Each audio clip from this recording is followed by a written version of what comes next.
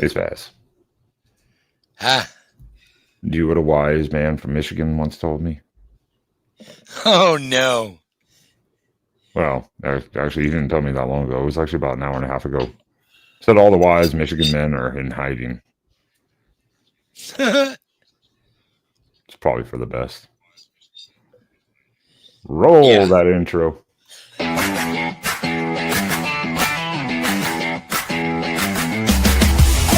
Quack, quack it off. Quack, quack, quack it off. Spaz sits all day and quacks off and spends his time quacking off. Everyone loves quacking off. Quack, quack, get off.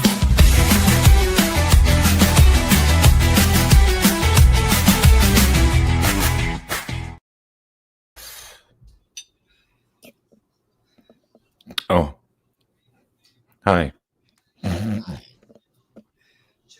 Whoa, what happened to your mic? What? Oh, you just went quiet as hell. I did. Yeah, there you go. You were trying to eat. You were trying to eat. That's why you were trying to shovel food in your mouth.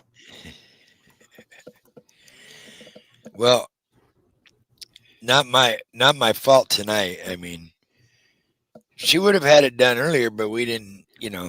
Yeah, shit happens. Yeah. Well, welcome in, everyone. Welcome into the Quacking Off Live right here on the Quacking Off channel. As we said, we wouldn't be here Here, again unless something crazy crazy happened. happened. I was thinking more Oregon sense, in the Oregon sense, but Yeah. here we are. Here we are. Fucking It's hell. got to be the water. It's got to be the water, It, and it's not Flint. It's the water, man. it's got to be something. That's what I told you earlier. I'm like, well, now you can't laugh about, can't laugh about Michigan State anymore and Mel Tucker. Not quite as funny a story as Mel Tucker's was, but still pretty funny. Yeah, fuck off, Tony. You shut your mouth in the chat. Yeah, you shut your whore mouth down there, Tony. Okay.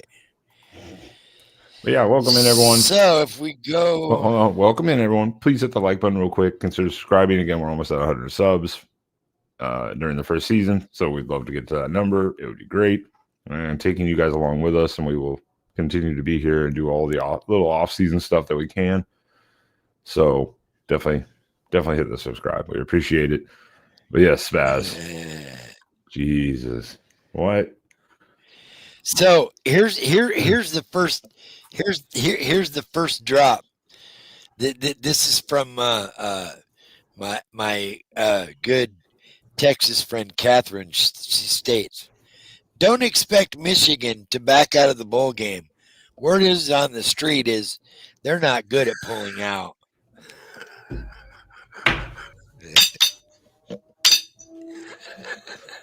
I didn't know where you were gonna go with that, so that was a good one. That caught me off guard.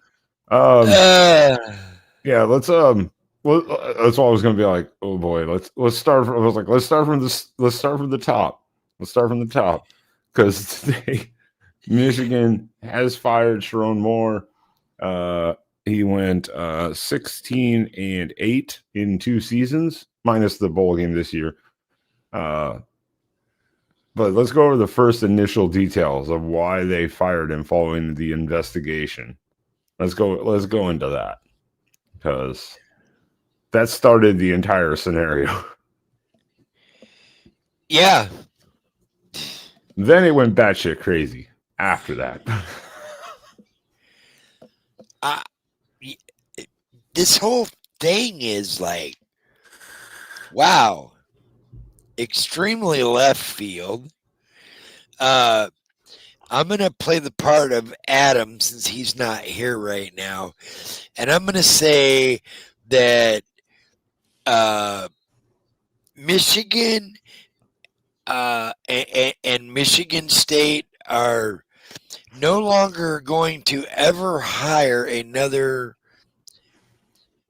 ethnic man due to the recent mistreatments of said people involved in their programs. I mean, this is it the water or is I don't know what it is, man, but damn. Oh, and Ben just got booted. No, you froze up. Oh, It could be my Wi-Fi end too. I'm not sure. Sometimes that happens with someone. I'm like, oh boy. No, I don't want to say in a bad way. I was thinking the same thing. I'm like, okay, what is going on with this? And I was like, there's two similarities. Well, I guess three. Both are younger. Mel Tucker's older. I believe he's like late 40s. I think. Now, at the time, he might have been like around 40, 42, something like that. But Sherrone Moore is 39, apparently. He's the same age as I am. So they're both, younger but newish coaches overall, head coaches. You get a power trip, maybe. And the only other similarity is of certain ethnic background. That's the only thing. Those are the only two connections, and then they're both in the state of Michigan. Like when this happened, like what the fuck? The fuck, Michigan. so how is it that Michigan hires this person as executive assistant to the head football coach of her title? That's what her title actually was. That's what her title was. Oh my! Well, she was definitely executive assistant. Apparently, yeah, to the head of the football coach. Yeah. No.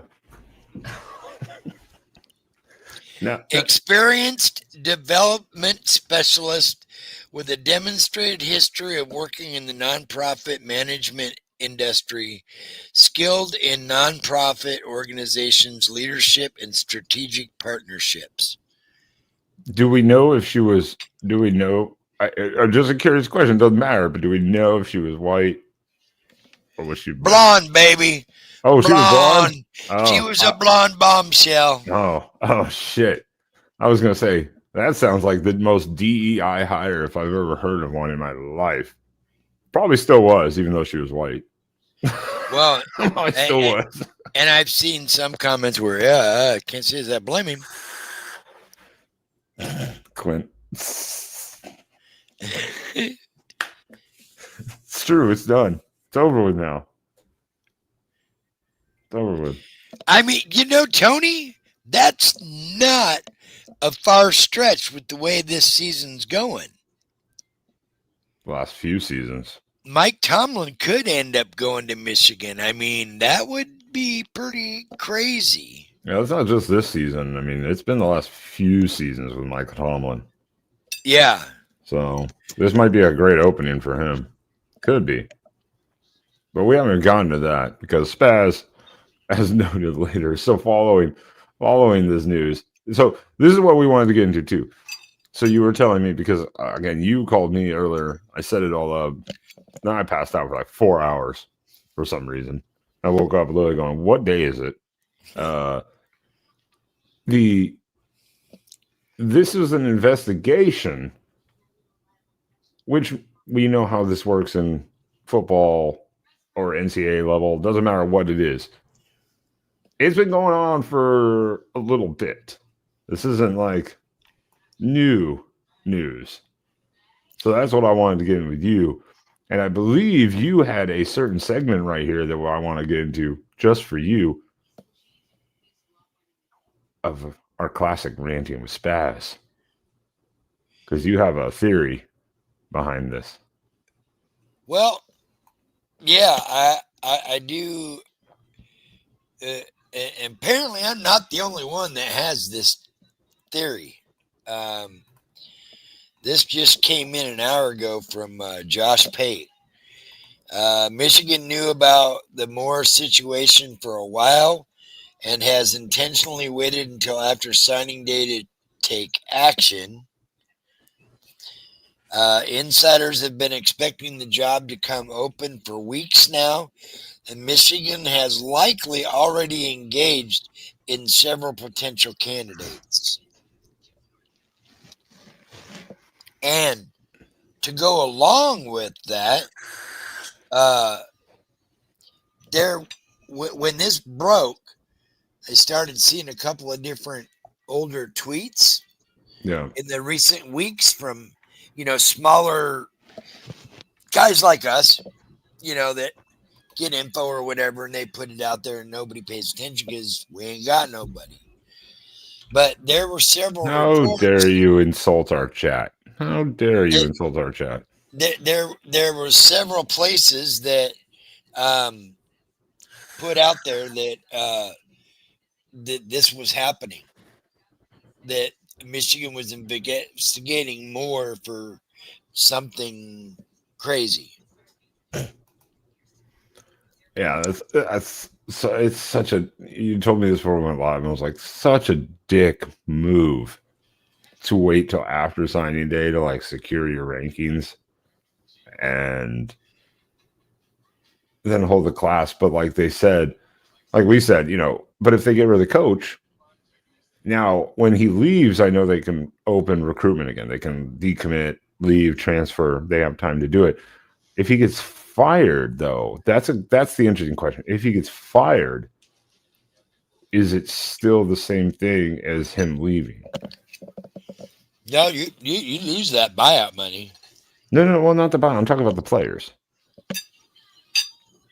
So if he leaves voluntarily, then it opens for them. But if he gets fired for cause, which he did, they have that open to wait. They have to wait till the new coach is hired. Once the new coach is hired, they then have 15 days to enter the portal. Okay. That came out this afternoon. That was what I was wondering. I was like thinking about it again. I was like, so I wonder if they get fired if you can. Hey Spaz. I want to bring on. I have shut up. Breaking bitch. news.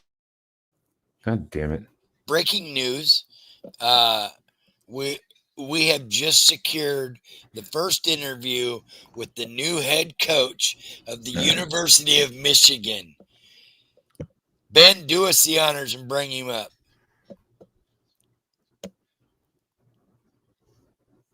I'm sure. Shut up, bitch.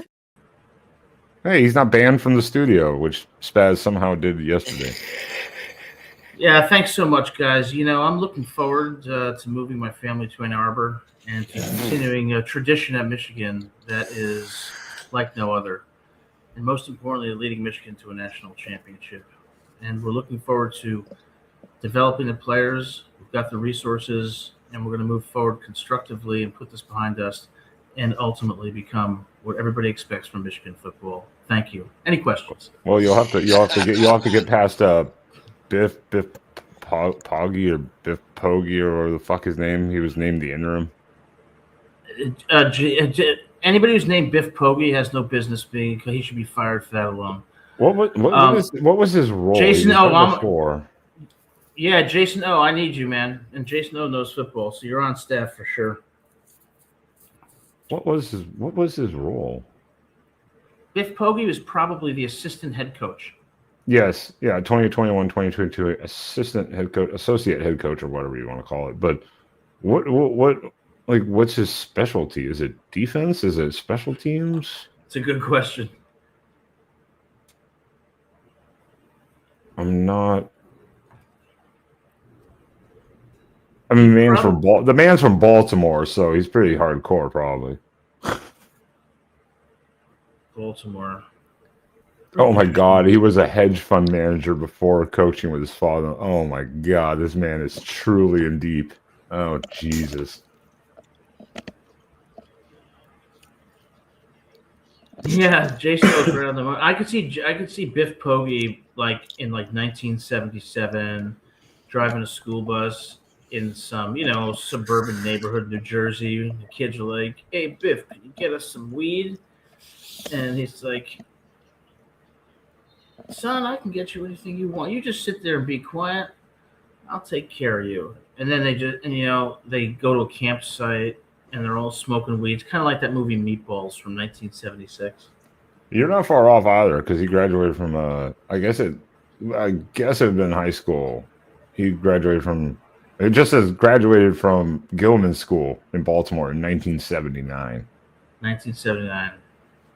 Yeah, the 70s were. I mean, I didn't grow up in the. I grew up in the 80s, but my sister grew up in the 70s, and I kind of got the tail end of it. 70s were pretty fucking fun.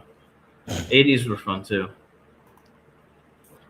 I want to apologize, Adam, for last night because Spaz hit a button and he didn't know what he did, and I couldn't figure it out either. Even today, I went back today. I was like, I don't know what the fuck he did, but you were not blocked anywhere, so we assumed you just got timed out for an excessive amount of time. Oh no, it's okay. I kind of deserved it with my rude comments. It was funny. You were being a shit last night. You were being a shit last night. Yeah, I was. Dante Moore out for the playoffs. Really? So here's what happened in the late 70s and early 80s. Young kids, like, young teenagers, what happened in the summer is in New Jersey is you go to camp. You go to summer camp. Weird things happen at New Jersey summer camps. You have the lake, you have your activities, and then at night things go all to hell. But anyway. Guys, I have a few questions about Sherrone Moore. My opinion might be controversial, but I have a few questions that maybe you can help me with. Well, we already went over the ethnic part of it, so you're good. We've already breached that controversial topic. No one cares about the 70s, boomer. Okay, Tony, fair enough. All right, so let's start from square one. A coach is having a consensual affair with a staffer, something that I think probably goes on in many a lot more than you would think. So that makes me think they didn't fire him because he was having a consensual relationship. So it makes me think something more was going on that was inappropriate, or they used that to get him out and they otherwise wanted him out. Because I think affairs are wrong. Don't get me wrong. I've been cheated on. It's horrible. But I don't see that as taking down a head coach unless there's something more happening here. And it turns out something more did happen after that. But yeah, we haven't even gotten to that. We haven't even gotten to that part yet. Yeah, so DoorDash ratted him out. DoorDash did? An anonymous DoorDash driver called somebody at Michigan or the NCAA or something and stated that they had just delivered a Plan B pill to Sherrone Moore's personal office on the campus. Oh, well, okay. So if that's true, that kind of changes a little bit more because now you just brought that whole thing personally into your. Yeah. So here's kind of the way I see it. Like, look, first of all, it's terrible judgment. It's terrible judgment in that instance, and of course, to have an affair with a staffer. But I've known, I'm 50 years old now. I've known people who are otherwise good people that are unfaithful. Now, that's not a good thing. It's very hurtful, especially when children are involved. It's terribly hurtful to the person involved. But I know enough of organizations to know it goes on a lot, and it doesn't take down leaders. And so what was it about this that caused Michigan to come out and say he's fired for cause rather than saying you have to resign or orchestrating some type of more, not so public, shameful exit? I think one, you're 100% correct on this. I don't think it was just this. I think it was win-loss, but I think there was a lot more behind the scenes that we don't know about yet. Like the university probably maybe notified him, like, hey, we're looking into this stuff. Maybe there was some other outburst behind the scene from Sherrone Moore that we don't know about that set the university in motion to go, yeah, this guy's not stable, which we haven't gotten to that point yet. But if that was their judgment to fire him, They were correct. Let's put it that way. So there was obviously, I think, some behind the scenes shit that also triggered this. And then this is what happened this afternoon. During an argument with his wife, Moore threatened Chuck, to kill wait. Are you telling me that a married man who gets fired from being the head coach of Michigan for having an affair would then get into an argument with his wife at home later when he has to explain this shit? No fucking way, Spaz. They're ridiculous. Right. Threatened to kill himself. He then left, drove to and broke into the home of his assistant, where he held a knife to his own throat and threatened to kill both of them, and then later was intercepted at a local church parking lot after his wife provided his phone's location to the authorities. He's now in protective custody in something parish, Michigan or something. Well, Pittsburgh parish or something like that. what a tragic situation. And again, cheating is always the worst type of judgment. That's just horrible. Cheating when you're the head coach with a staffer, even more horrible. But again, like I was saying, these things do happen, unfortunately, and people don't just get fired like that. And it makes me wonder, like, they said they conducted an investigation. Okay, it takes 10 minutes to conduct a damn investigation. All right, you ask the two people involved, you look at their text messages, we know what's going on. So Sherrone Moore must have known that the University of Michigan knew. The fact that he went so crazy suggests to me that he was absolutely blindsided by this, when he probably knew he was on his way out, but they probably just cut him loose like this, and it came as a shock. So something else is going on here that we don't know. Yeah, I think there's a bunch more to it behind the scenes stuff we don't know, because this is, whenever they say investigation, this shit takes, months. They drag their feet around. Maybe they're waiting to see, hey, would he make the playoffs, and we'll kind of like give him a pass. But I think there was some other shit behind the scenes where they're like, we gotta get this guy out of here. Like and apparently they made the absolute right call, because apparently, like Jason said, he's goofy. Man's a nutcase, apparently. Well, if he went, you're still worth millions of dollars. Getting fired from University of Michigan, even if you get divorced, you're still gonna be worth millions of dollars. You ain't got shit to worry about. He was probably so shocked that it came out like this that he had a nervous breakdown, and then started probably shifting blame. That's why he got into the argument with his wife, and that's why he went to the girlfriend's house. Because given that he went to his girlfriend's house with the knife, makes me think that he was probably blaming her for outing it, and then or tempting him to causing the situation to begin with, when it's his own fucking judgment. Also, like Mel Tucker and a cell phone. And then he's founded a church, which suggests to me classic suicidal behavior, that he was at a point of despondency, that thank God they got him. I mean, I hate people who cheat. I don't want to say hate them, but I hate the act of cheating. But I don't condemn someone for life. I do not wish horrible things on them. And it's just really so sad that this has happened the way it has. Well, and being in the church parking lot, that could just be out of convenience of that's where they literally pulled him over and boxed him in as he was driving down the street or something. Or, like you said, it could be like this, or in a psychological sense, it could have been like, he was trying to go and be like, confess stuff, whatever. It probably was more out of actual convenience of just where they boxed him in and forced him off the road kind of thing. But, at the same time, it's kind of like, Christ. Yeah, I think he completely lost it. I think he went to his girlfriend's house not to harm her, but because he was looking for someone to comfort him, looking for some sympathy. And when he didn't get it, he lashed out. That's what I think happened with his wife, why they got to the fight, and why he threatened to kill himself, because he feels, ironically, in that situation, he feels like a victim because of the humiliation he's feeling, and doesn't process that he's the one who caused it. And that's why he's so dangerous at that point to himself and potentially others.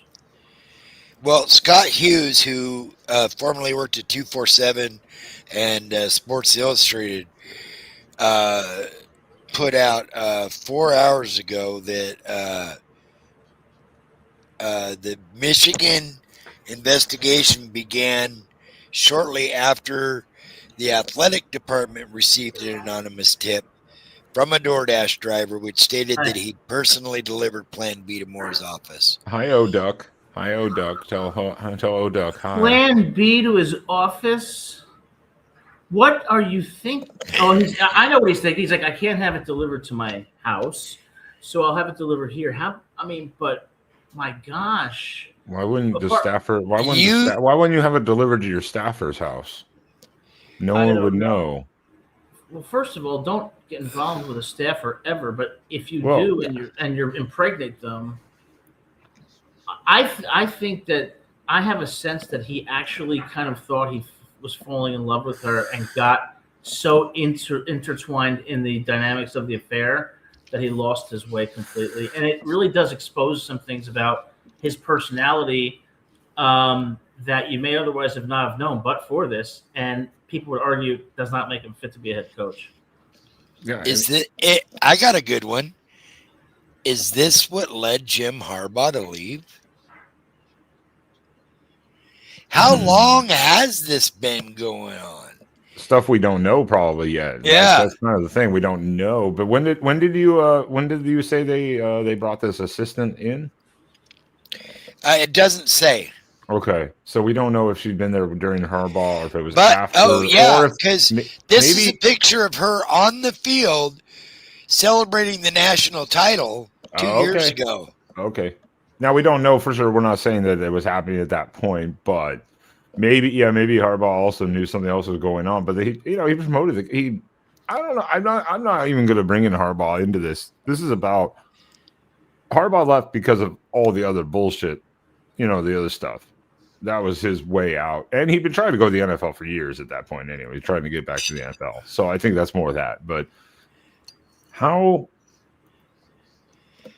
Adam, you're correct. Warren, this happens way more than people think, and that's why there's always every training that you ever go into, any work about don't date coworkers, don't have a relationship with coworkers, especially if you're a manager, don't get involved with a subordinate because then you use a power leverage kind of thing, and it creates a bad work environment, and usually does. Everyone gets this fucking training.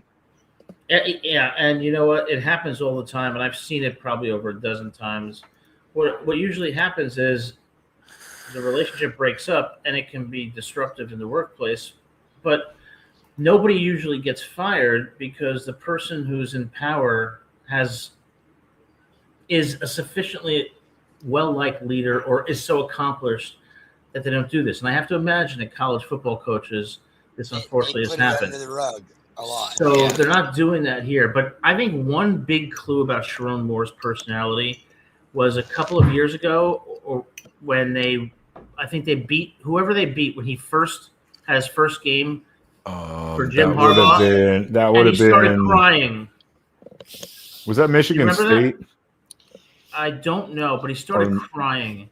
Yeah, I remember that post game. That's what Jason was bringing up. I remember that post game where they're on the field and he was like, "So proud of these fucking guys." I'm like, "Dude, you just won a game. Shut the fuck up." Yeah, exactly. And so think about it. Shows that the guy was feeling very vulnerable and very insecure. And so you combine that with an executive assistant, this woman who, certainly is very good looking, complimenting, comforting him, and you have the ingredients personality-wise for exactly what happened.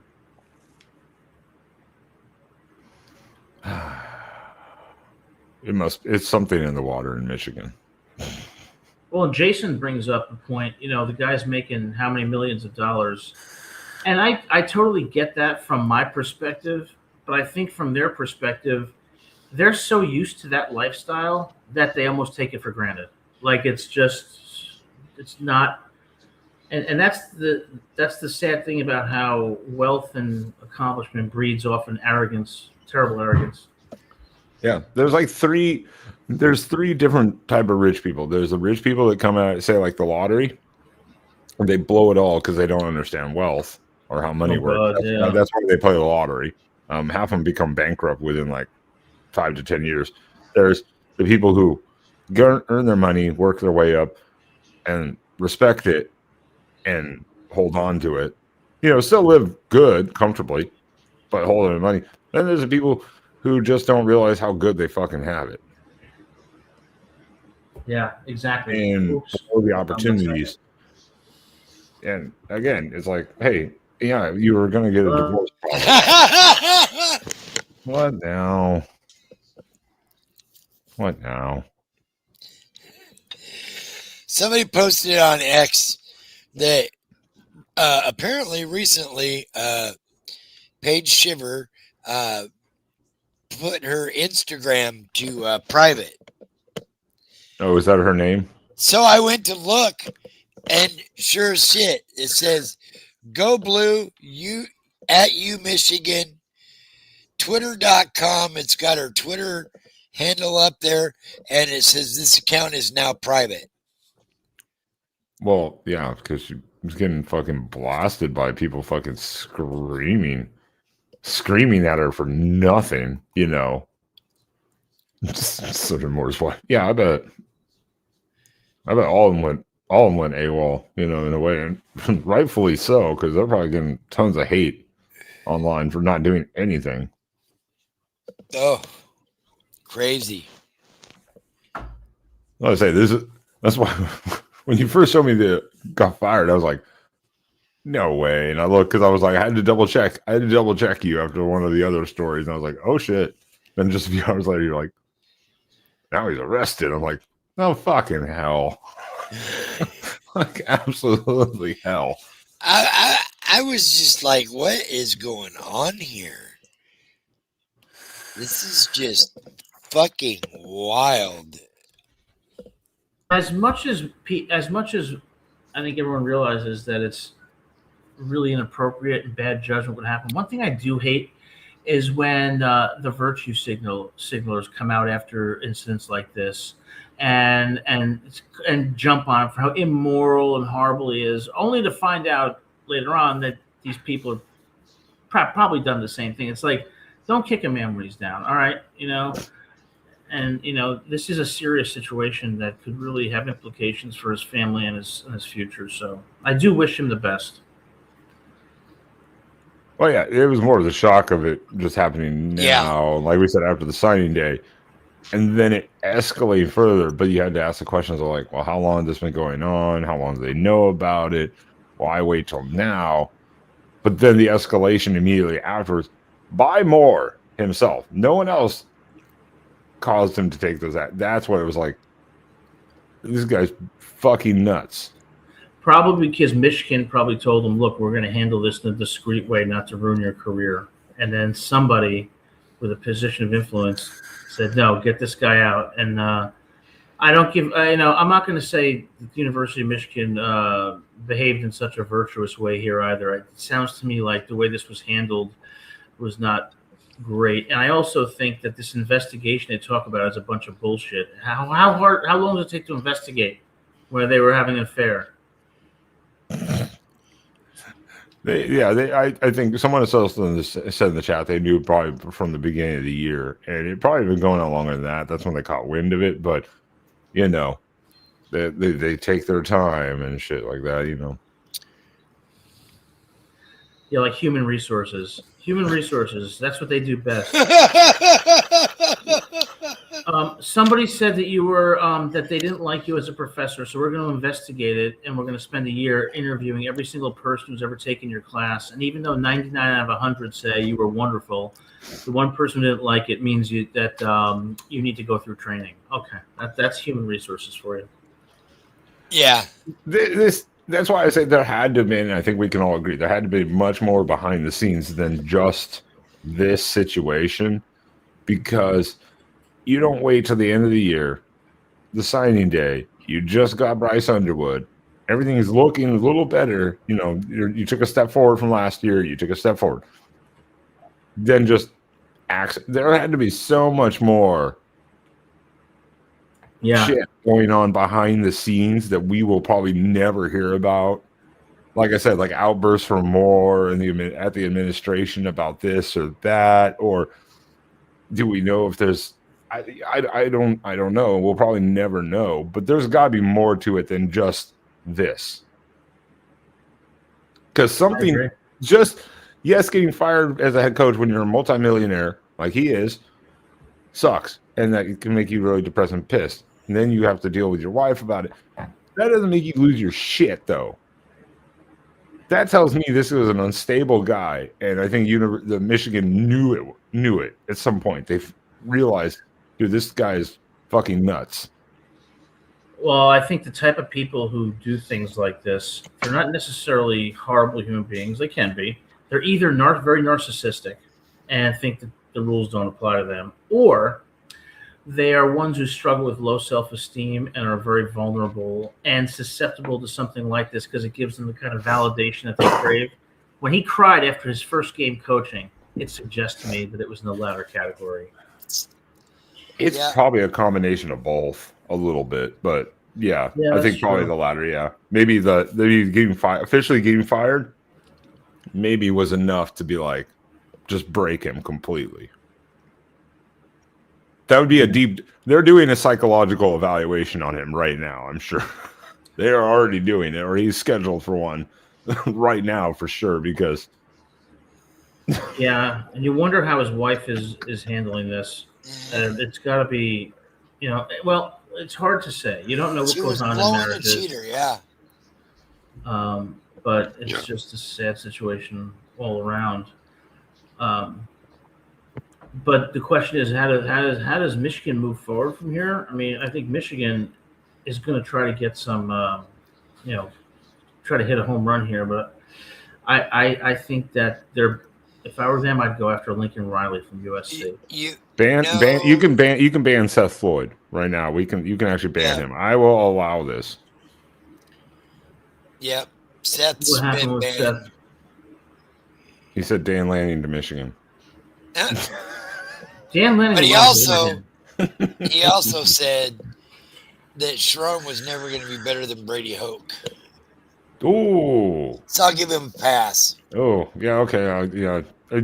That's not a bad comparison, actually, in a way.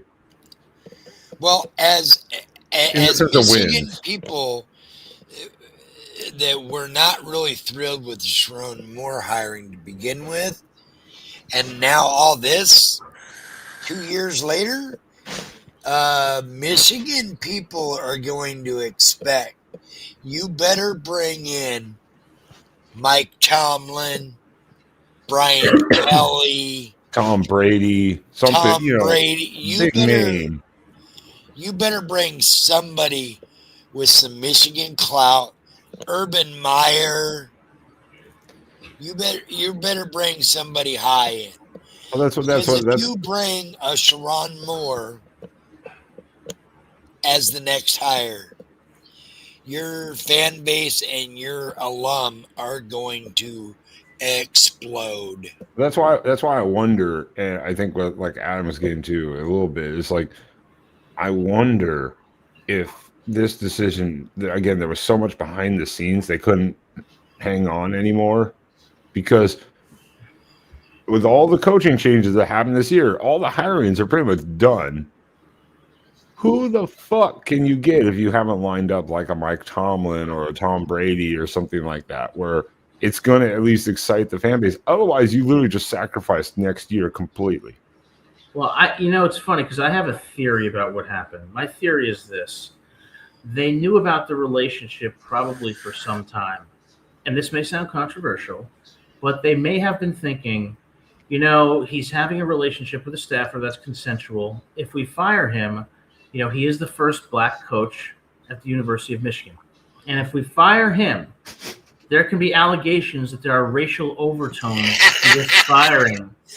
Oh, and shit. Because there's other people, I'm sure, who have done it, and they wanted to avoid that. I think the triggering point was she got pregnant, and she told them. Ooh. And when they found out that she got pregnant, they said enough. Because they are going to worry from a liability perspective. He's the first African-American coach in Michigan history. Okay, we're going to fire him over a consensual relationship, and we know it's gone on with a million different coaches. That's going to look kind of potentially problematic, but then the plan B, that means she was testing if she was pregnant. She got pregnant. It leaked out, and they said, "That's it. He's done." Possible. That's very possible. Again, Yeah. this is behind the scenes stuff that we're not sure about. Something escalated. Oh, Something escalated it. So really? Oh, I I just- wouldn't be surprised about that. Whoever just said that, yeah, Ward, yeah. this has got to be a drastic move. I think it's an all-around change because Yeah, I mean, if this they is so find out that this investigation Jason. has been going on for so long, there's probably more shit coming down, and everybody at Michigan is already tired of Ward Emanuel, so it's a perfect time to get rid of him too. Jason, that comment is terrible. I don't- laugh, think but I'm not going to put it.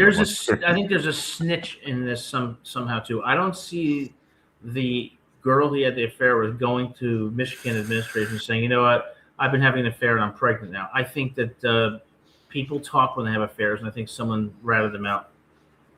Possible. And I mean, again, Michigan had to have something lined up because they've been looking around this entire season at all the other schools: Penn State, Florida, Auburn, UCLA, Virginia Tech, etc., firing their coaches. Michigan had to know, well, who the fuck can we get? There was something that really triggered it where they said, nah, we're done with this. Now we're fucked. We just gotta get whatever we can get. Yeah. Well, or they had like a Mike Tomlin lined up showing interest.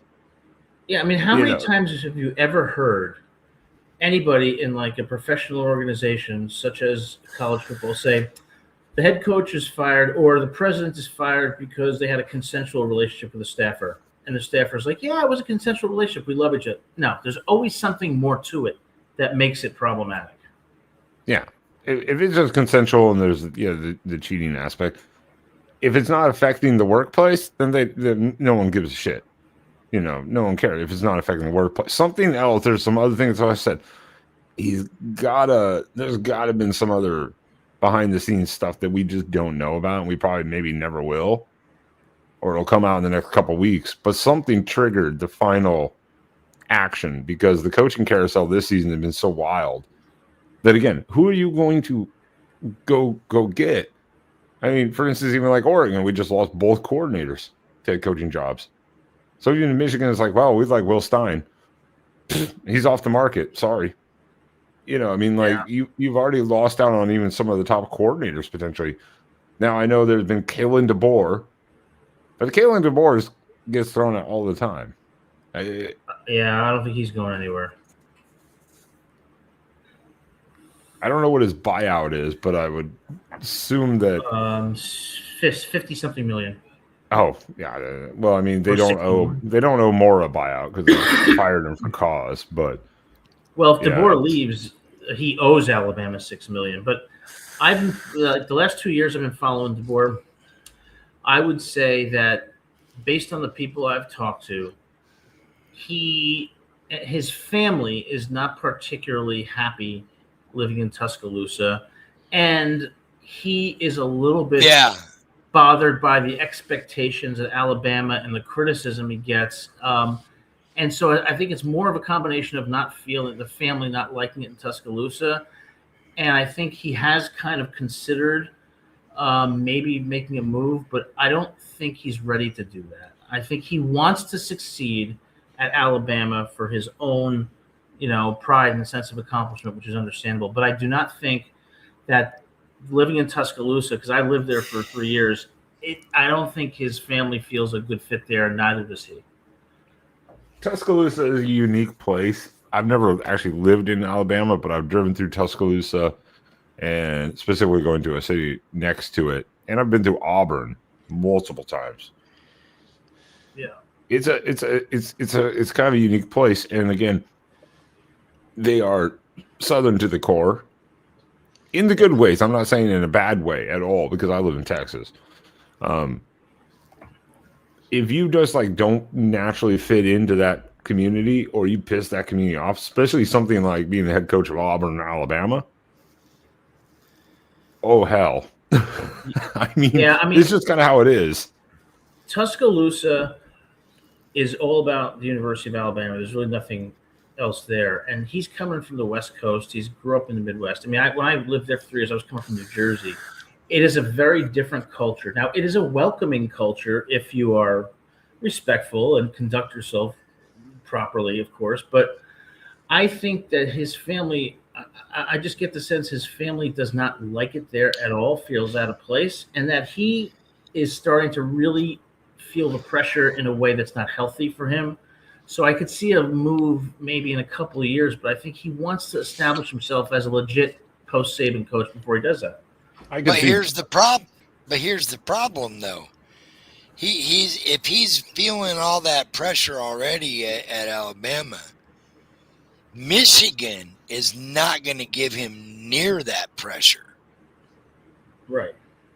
So it would be a nice lateral move to another big college, and he'd actually have a chance to kind of pick the pieces up and keep going on a rebuild they're already in the middle of with a solid quarterback. He don't know what he's got coming behind other than that kid from Texas. Well, he doesn't know if that quarterback's going to even be there potentially either.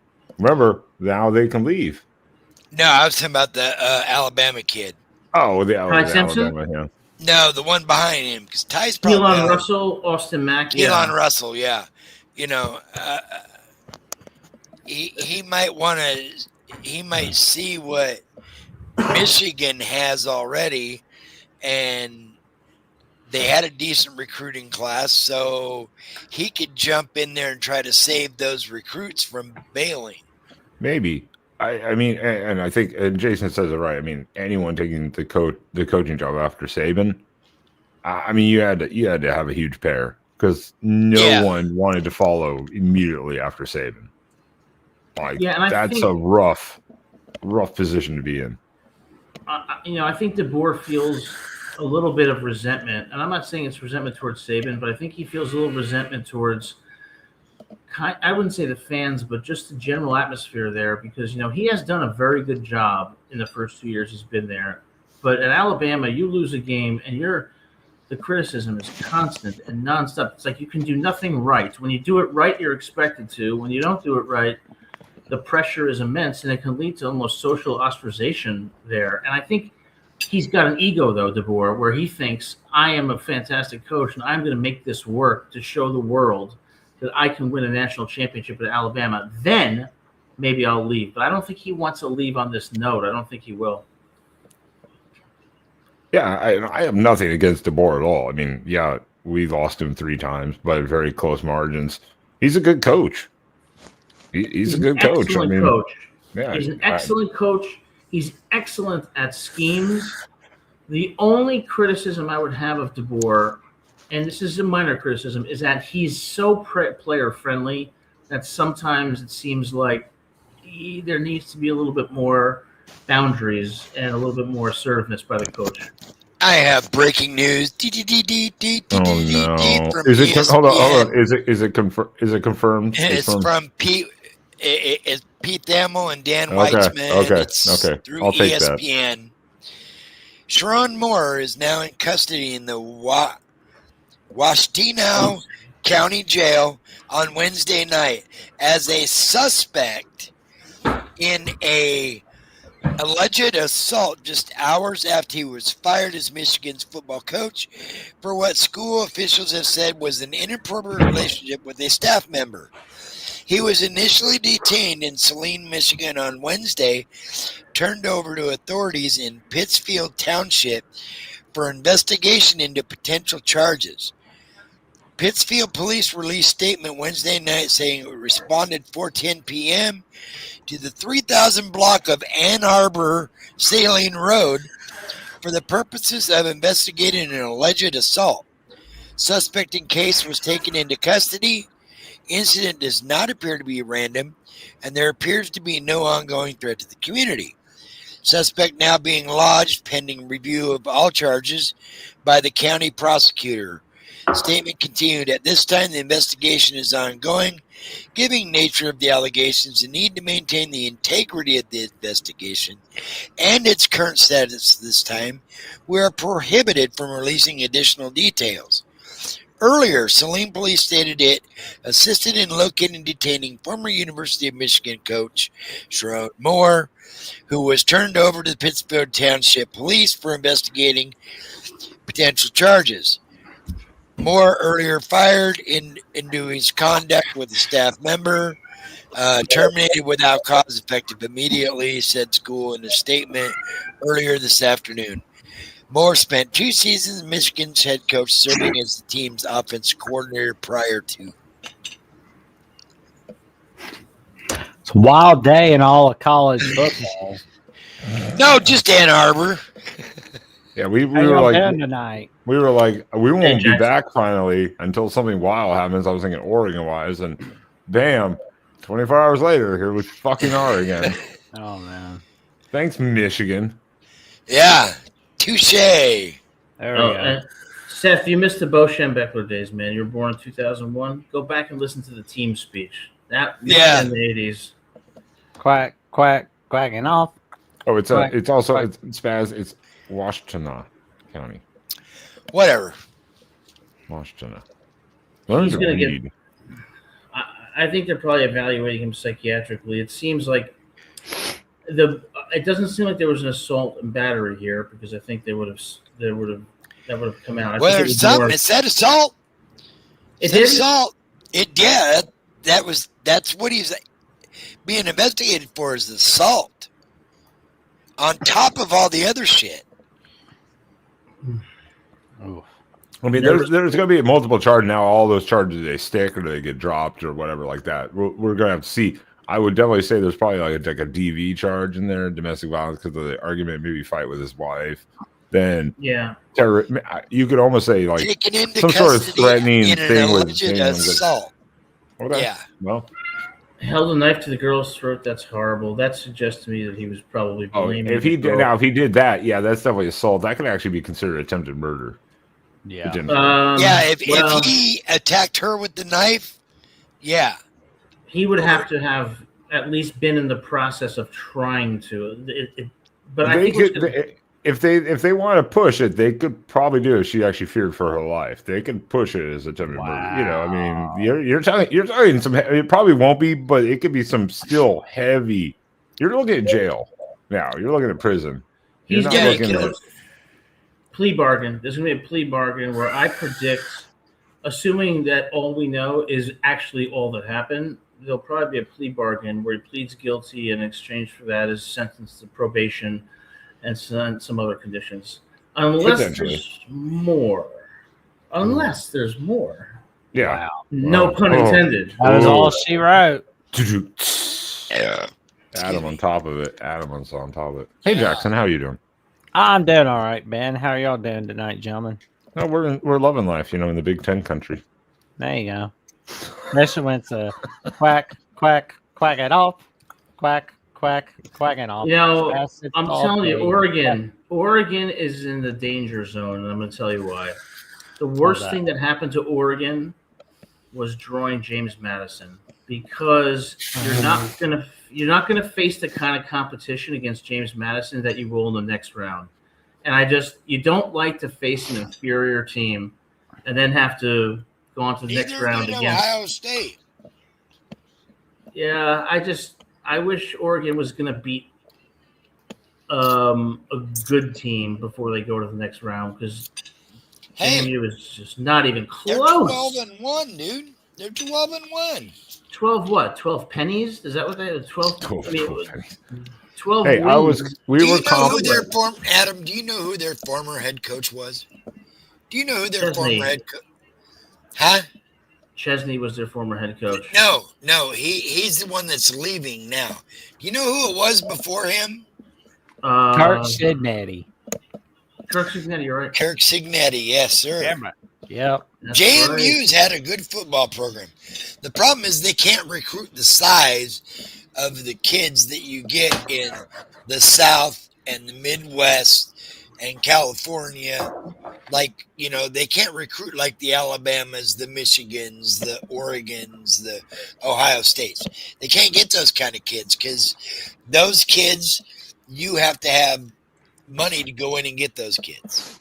And JMU doesn't. I would have loved to have seen JMU play Rutgers in a bowl game.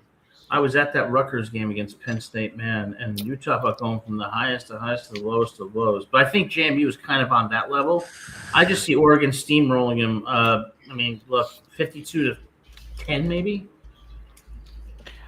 I wonder if we're going to be seeing John Harbaugh try to go to Michigan. I doubt that's going to happen, but no. It's actually an interesting kind of take because Baltimore hasn't had the greatest of years the last few years, and they could be getting tired of Harbaugh up there. Has Harbaugh changed his OC at Baltimore in the last few years? I don't think so. I don't think so either. No, I think he did. My bad. Oh, maybe did he? Okay. Yeah, I don't know. I don't know about that. But how dare you, Adam? We complimented JMU last night on our show, saying they're coming in. They have nothing to lose. It's David versus Goliath. They're coming in, and they aren't going to hold anything back. Well, JMU, look, JMU is a very good football program, and I respect them. But when I think of the playoffs, I think of the 12 best teams being in, and I don't believe that JMU or Tulane are among the 12 best teams. No. Every analyst I saw, they were complimenting JMU as best as they could. They're like, this will be a bloodbath. Take the over all day long. And I was like, because it is at Autzen. It's not a neutral site in middle of the country. It's at Autzen Stadium. Yeah, but Lanning's not going to run it up. I don't think so. Has class. He's not going to do that. I don't think so. I think it'll be just like make a first half statement. Yeah. And then put your backups in. Maybe first drive or two of the third quarter, then put your backups in. Hopefully. Kind of like against Rutgers when it was 42-3 at the half against Rutgers. Man. What game? What game was that? What was the score, Adam? 42-3 at the half. What? Rutgers. Ooh. And they lost? No, we're not going to Lubbock. Lubbock sucks. Lubbock was the Dust Bowl. That's Texas Tech. Yeah. He's like, y'all gonna love Lubbock. We've been there before, but this one's if they play Texas Tech, it'll be the Orange Bowl. The Jerry Dome. Texas Tech is a wild card, man. I don't know. They look good. No, they do. Their defense is good. Their defense is really good.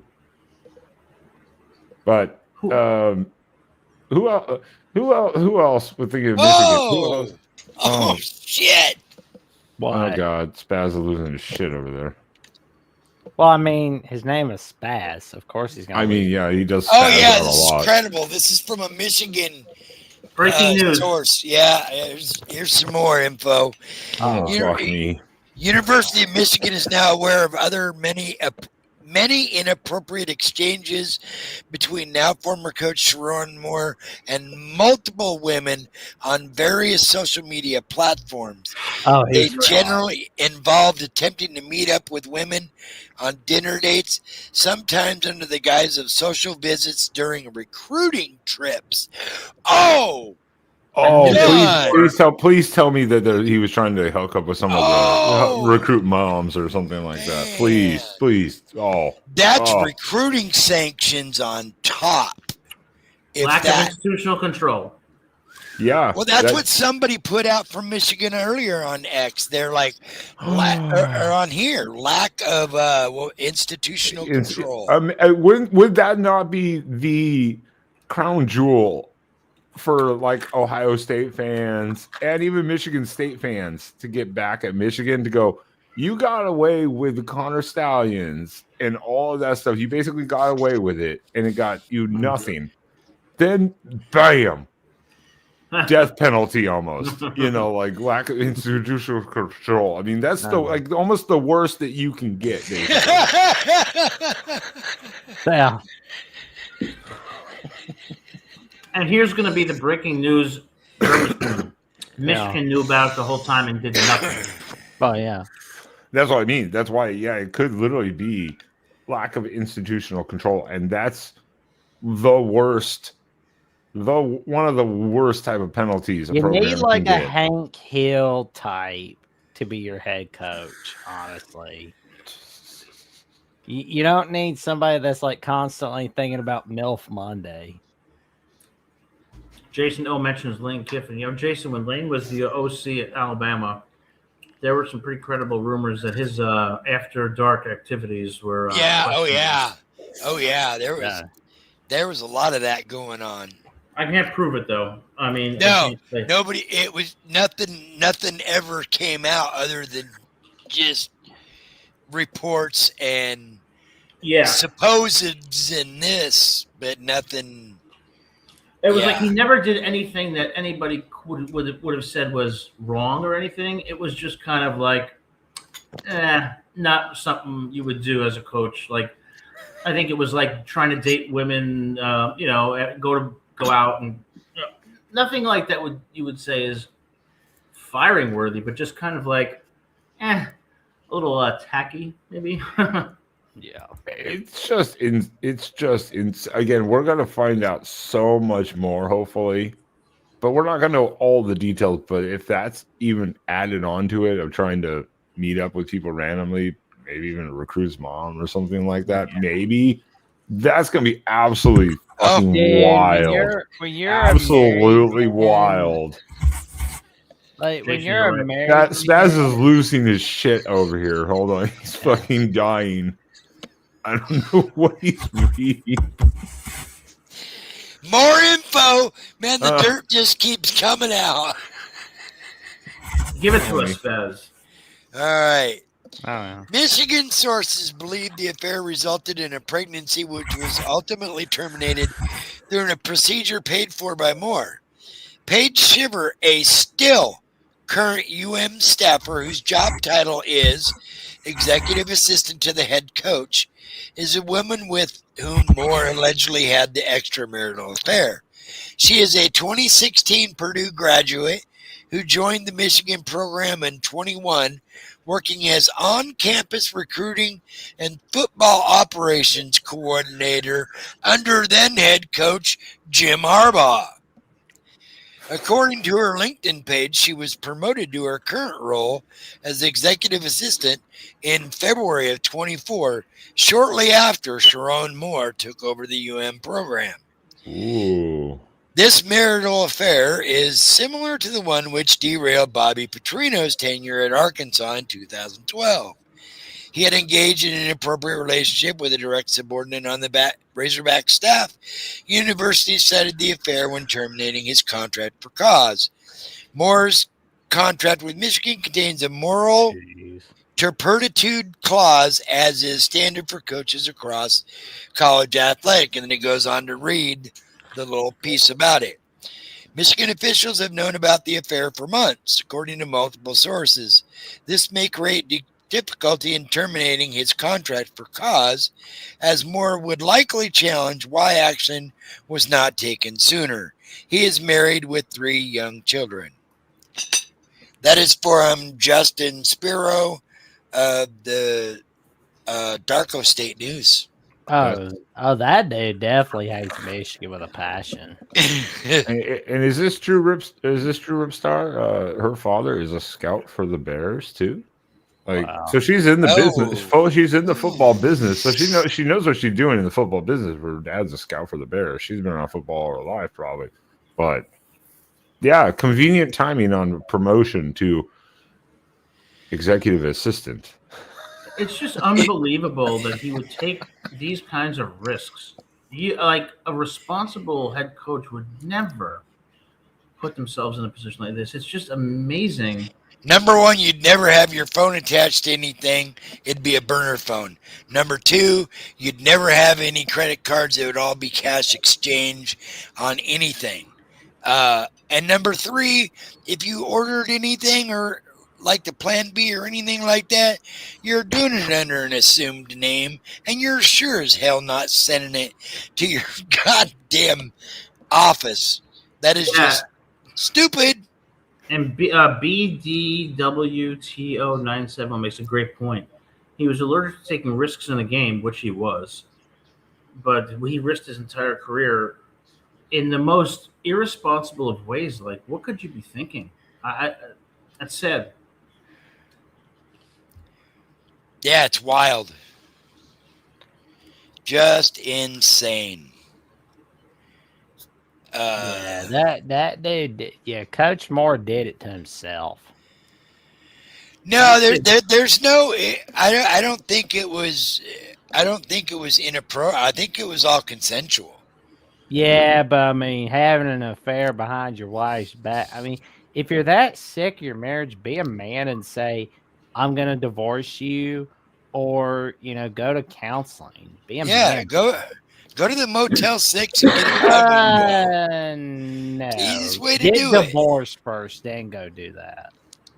Well, I think. Look, I mean, I'm sure there's so many affairs that are going on among coaches and people in higher organizations. I don't think that's going to take them down. That's a as good. much as you're scummy for doing that, yeah, I get that, but that's a good not going to point. take you down. Something. I figured something more was going on, and it seems to me that what they're doing right now, Michigan, is they're piling on the past, what you would call questionable conduct, to make this termination seem like it was justified, because they're going to face a legal challenge. Moore's going to say, well, you knew about all this and you didn't fire me until now, so what was the reason you did it? So what they're trying to do is build a pretext. They're trying to say, we discovered all this other stuff and take it together. After the fact. After the fact, yeah. So that's a common thing that organizations do to try to avoid liability. But I will tell you, they often do not succeed in doing so because courts see right through it. Yeah, he's not going to get he's not going to get his buyout. He's not going to get nothing. He's terminated. Done. No more paychecks, bitch. No more paychecks, bitch. What does a paycheck look like when you make like $12 million a year? What does it look like? Like 500 something thousand every 2 weeks? Yeah, probably something crazy like that. Yeah, it's absurd amount of money. Jesus. And yeah, Ripster, you are correct. You're dead right. I didn't think about that at the beginning, but yeah, if they could convince her to say he was pushing her to have the sex and then got her pregnant, now you're just stacking charges. Yeah. And the NCAA is going to say, "Oh, Connor Stallions, now this, yeah, off with his head." And I don't mean to sound judgmental, but look, you're in a marriage, man. Don't cheat. Don't cheat. There's other ways. I mean, just don't. But if you do that, my God, when you're the head coach at the University of Michigan, certainly don't do it with a staffer. Even if you're not married, don't mess around with a staffer, or a subordinate. That's the easiest way to get caught. It's the easiest way to get caught, because as soon as she's mad, she's telling everybody. And the first person she's telling is your wife. You know what the interesting thing is, Spaz, is that, we can sit here and say, oh my God, you should never do that. But then I think about Bill Clinton when he was the president of the United States. He messed around with a 22-year-old. I did not have sexual relations with that woman. Nor did I smoke, inhale. Well, then what is it about these men that they must know the obvious about how risky it is to do this, but they do it anyway? And is it narcissism? Is it they think they're not going to get caught? I mean, it's unbelievable. It's a little bit of everything. It's I'm good looking, or I've got all this money, I could do whatever the hell I want attitude. I think that's what a lot of it is, really. So I could just swing my area around. It's a mixture of everything. It's a power thing. It is arrogance. It is, I have money, I can do what I want.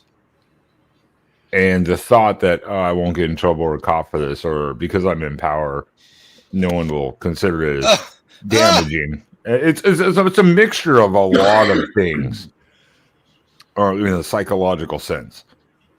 That's just kind of how it is. It is a thing, but and like Adam was saying earlier, and I'm the same way. Look, yeah, we're here, we're making some fun of it in a way, and certain things. Hopefully, no one's injured. I'm sure everyone financially, outside of Sherrone Moore, probably financially they're all okay, but hopefully physically everyone's okay. Hopefully mentally, psychologically, and emotionally, everyone gets over it.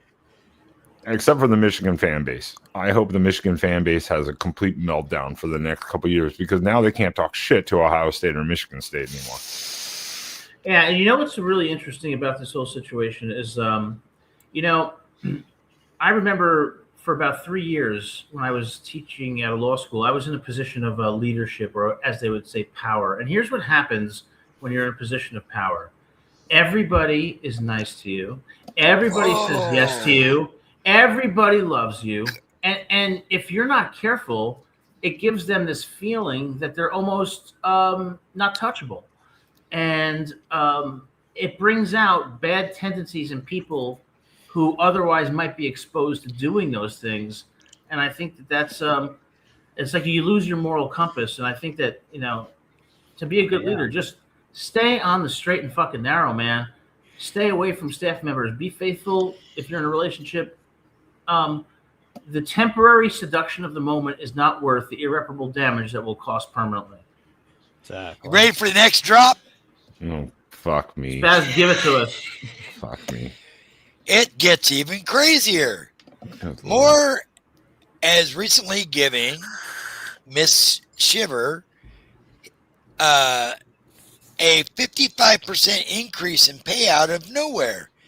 Not even trying to hide. In 22-23, she was 58,000.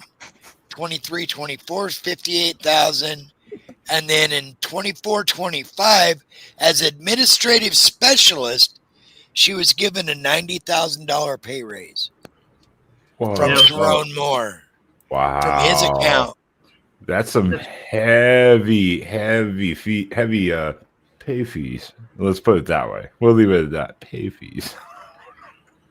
Jason O Lord. is right, man. If you're one of the many people who cheat, man, go meet somebody outside of the University of Michigan. I mean, I don't know. Go meet somebody who's not going to be a threat to your livelihood, for God's sake. And then, I mean, this girl. What about this girl? Now, you know, leaking her name, I think, was problematic, because what about her future now? Now she's going to permanently be linked to this. Well, that's what I said. I hope And everyone. she's I still hope, employed. well, yeah, it's not her fault, especially when him goes psycho like that. But I mean, at the same time, I'm just, like I said, I hope everyone, the family and her, fuck Sherrone Moore, but his family, his kids, and the woman are all right, because I mean, I don't know anything about this Paige Shiver or whatever fucking her name is. I don't know anything really about her, but hopefully, you know. Yeah, her dad's an executive scout for the Bears. I hope Sherrone Moore's wife gets a shitload of alimony from this, honestly. She's probably gonna get fucking all of it now after he fucking went nuts. There you go. I mean, usually I'm not too crazy about alimony, but in this case, I'll make an exception. She's going to get alimony per month that is equivalent to what their lifestyle was like now. And she's So it's gonna be a lot. probably gonna Look, get per half of month. it. She probably will get immediately Never- half of what he had. Exactly. 100,000 I mean, 100,000 a month? Shit. No. If I was cheated on, I want some damn money for it. She'll get half of his assets plus whatever money they were spending each month, given their lifestyle, she will be allowed to keep. So if she was spending $28,000, $30,000 a month, she gets that alimony for her and the kids. There is And- no mug shot, but he is officially lodged into the Washington Corrections Facility at 8:30 Eastern. Yeah, You know, sure. guys, No charges at this time, but he is detained and in custody. Yeah, she's gonna. That's why I said financially, the Sherrone family and the wife and the kids, soon probably to be ex-wife and the kids, will be financially set. They're going to be fine. That's one thing. Oh, I The didn't other- see the mugshot on either one of these, Rip. Yeah. But yeah, they're fine. Hopefully, it's the psychological part that they get over. It's going If to you take a long find the time. but- mugshot, you got to put it up here. the story is starting to come together for I like me. we're having a conversation here, and Spaz is just reading the chat and just commenting to random Spaz chats. is giving us all the and breaking He's news. just like fucking. I could see it right now. A couple of years ago, when Sherrone took over, and after that first victory, he was crying, all vulnerable. I could see her comforting him and providing him support during those difficult times, and then that created that kind of bond coupled with the sexual attraction. In other words, the girl fills the void of the vulnerability emotionally. Post it in the which chat, leads man. to sexual attachment. I think that's what happened. Now I can see what happened. Oh, And then he thought the relationship was something more than that, and there was a bond there. And then when it blew up, he loses everything, blames her, goes home to his wife, gets into a fight, and goes and blames her at home, puts a knife to her throat, and has lost total control. It was an emotional vulnerability that she complimented, and that made him attached, but it also made him control her because of his power. And when that broke, he broke. I got you. I got you. I got No, you. he's wearing a white shirt. It's a white jacket with straps. It doesn't look like a white jacket to me. Damn. That's sad. That's the alleged Sherrone Moore mugshot. This is what the hell did I just do with my life? Pretty much. That is like a man who doesn't have, is just kind of confused and like, fuck. Oh my No, God. but they got him in they got him in the other room though. After that shot was taken, he's got the white jacket with the straps because he's under suicide watch. Well, they took the shoelaces. That's for sure. Yeah, That's the alleged. I'm gonna say alleged, but that looks legit. It is grainy as fuck, just like a mugshot would be. So I am going to. yeah. Yeah. He went to the girlfriend's house. He started at his wife's. They got in a fight. He left there, and then he went and broke into the girl that he was having the affairs with house. It's a bit weird when I hear he went to his wife's house and they got into a fight. I could see her being furious and going nuts. What is he arguing about? What does he get into a fight with her about? I mean, you would think. Obviously, she was pissed, and I'm sure he had, like you said, he probably had some breakdown going. I just got fired. I got outed about this. Now I'm getting yelled at by her. But then, why would you go to the staff? That's why I said there's so much more behind the scenes we don't know. Because why would you go then to your assistant's house that you were doing this with that caused the situation and threaten her? I don't think he went there Like, I don't think he went there to threaten her. I think he went there for comfort, and she didn't give it to him, and then he went flipped out. maybe, yeah, very Maybe, possible. Yeah, very, very possible. I mean, I don't know. No one will never ever know what's going through someone's head truly in those moments unless you're that person in that situation and you have that type of breakdown because something happened. That wasn't just you getting fired and or whatever. There was so much more going on in the mind, and no matter what type of testing, so to say, or evaluations that are done, because again, I have a psychology degree. You'll never still know what's going on. You do? Inside that guy. It's fucking up on the wall, bitch. But you'll never know really what's going on in someone's head in that scenario because it's literally a breakdown. It had to be. I agree with that. And I think what happens, I'm not a psychologist, but there's a point at which cognitively you get overloaded by the stress. It's just too much, and that's what causes like the break. I mean, the public exposure, his wife knowing, the girl. I mean, I think it all just got too much. And Yeah, and in legal senses, medical terms too. I have a psychology. I'm not a psychologist, so I don't want anyone to be like, he's giving medical. No, I'm not. I'm just saying, no one will ever know what's going on in someone's head for sure. Because even if the evaluation is done right now or tomorrow, he might have already calmed down until those thoughts are already gone. Oh, God. So no one will really ever know. That's Yeah, and Jason, I think he would go to her for comfort because the guy is in a position of power and probably thought he could control the situation. That's where the narcissism comes in. Although the rest of your comment, I would say, is funny and befitting of someone from New Jersey. So I'm proud to be associated with Jason O. and the great state of New Jersey. One thing's for sure, Sherrone Moore is a bum, and we need a 30 for 30 on this 2025 coaching carousel. My God, you need a whole series for Michigan in the last like 4 or 5 years. Not just for Mich, but like this whole God. carousel has just been so wild. You know, it's Yeah. like nope, I'm not gonna leave for LSU. Ripstar No. says, hashtag no more. How about hashtag less is more? That's not that funny. Anyway, what's going on, Dave? See you there coming in. Nice to see you.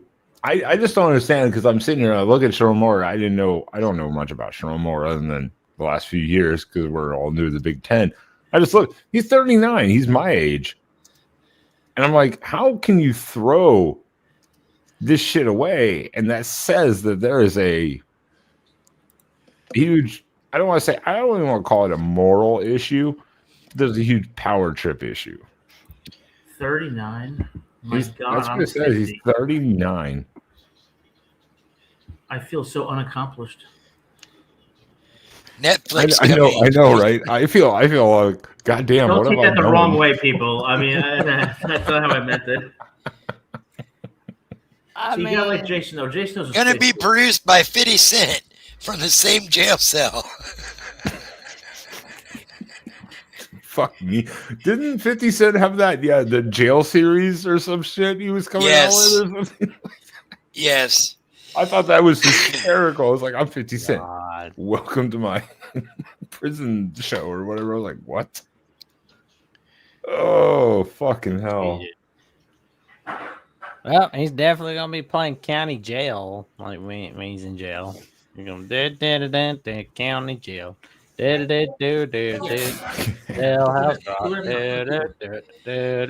Diddy, no more.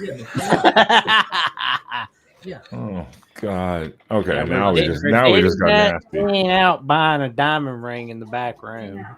So go ahead, put on. I have headphones. Hey, O Duck. Hey, O Duck. I have headphones. I can't hear it. Tell Oduck we said hello. You think more recruiting outlets, huh? Do you think that there will be a primetime interview with the girl? Oh, undoubtedly. I wonder if Brett Eventually. McMurphy's going to be interviewing her. I Hmm.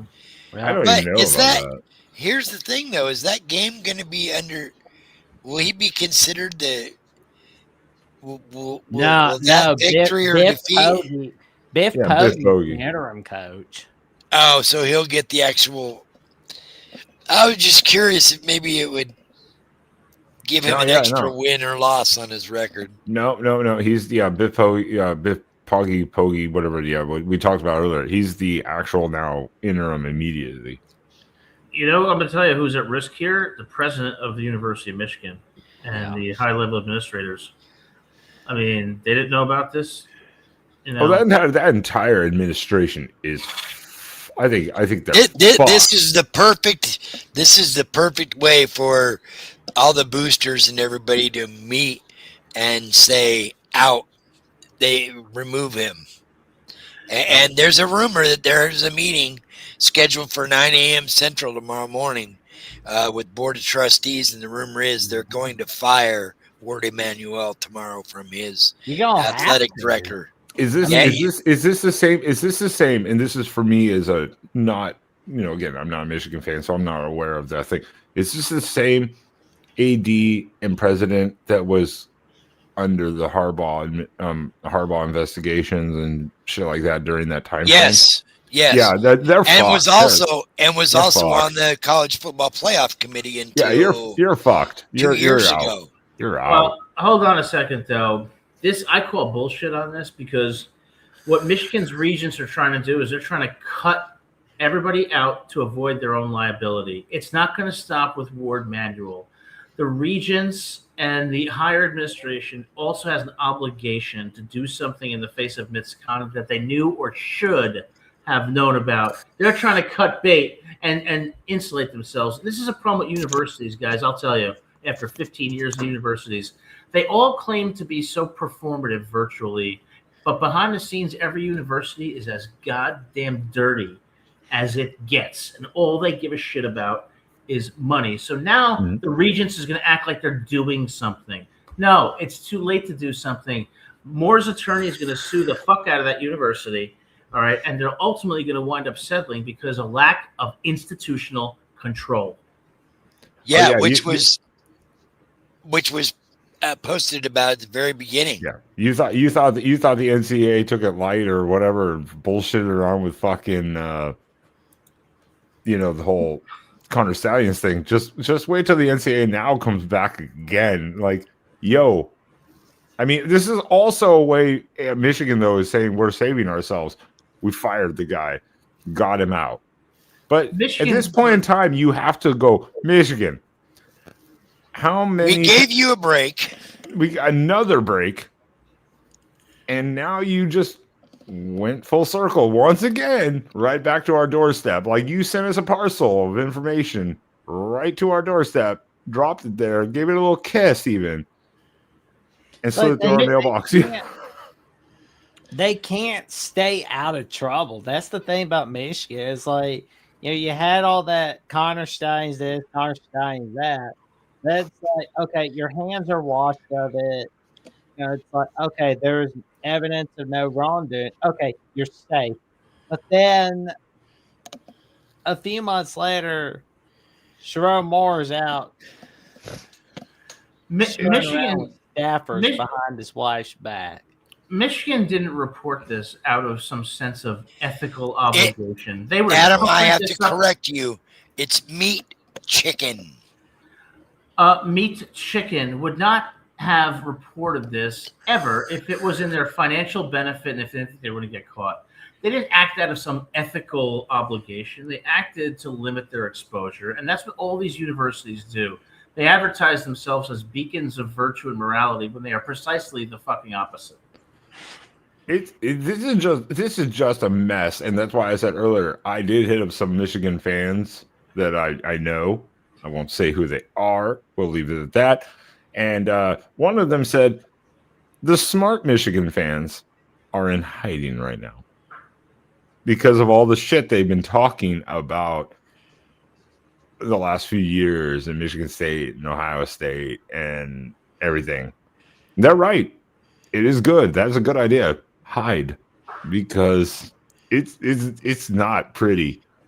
Well, hold on a second though. What went on at Ohio State under Urban Meyer? I'm saying it was the dumb shit. They always talk trash. It was the dumb shit, the headaches, then the NFL and the strip club thing, and they're just always they're always talking crap about Ohio State. But then the MSU stuff came up with Mel Tucker, and so it's like Michigan. Now you can shut the fuck up. You got away with the Connor Stallions thing.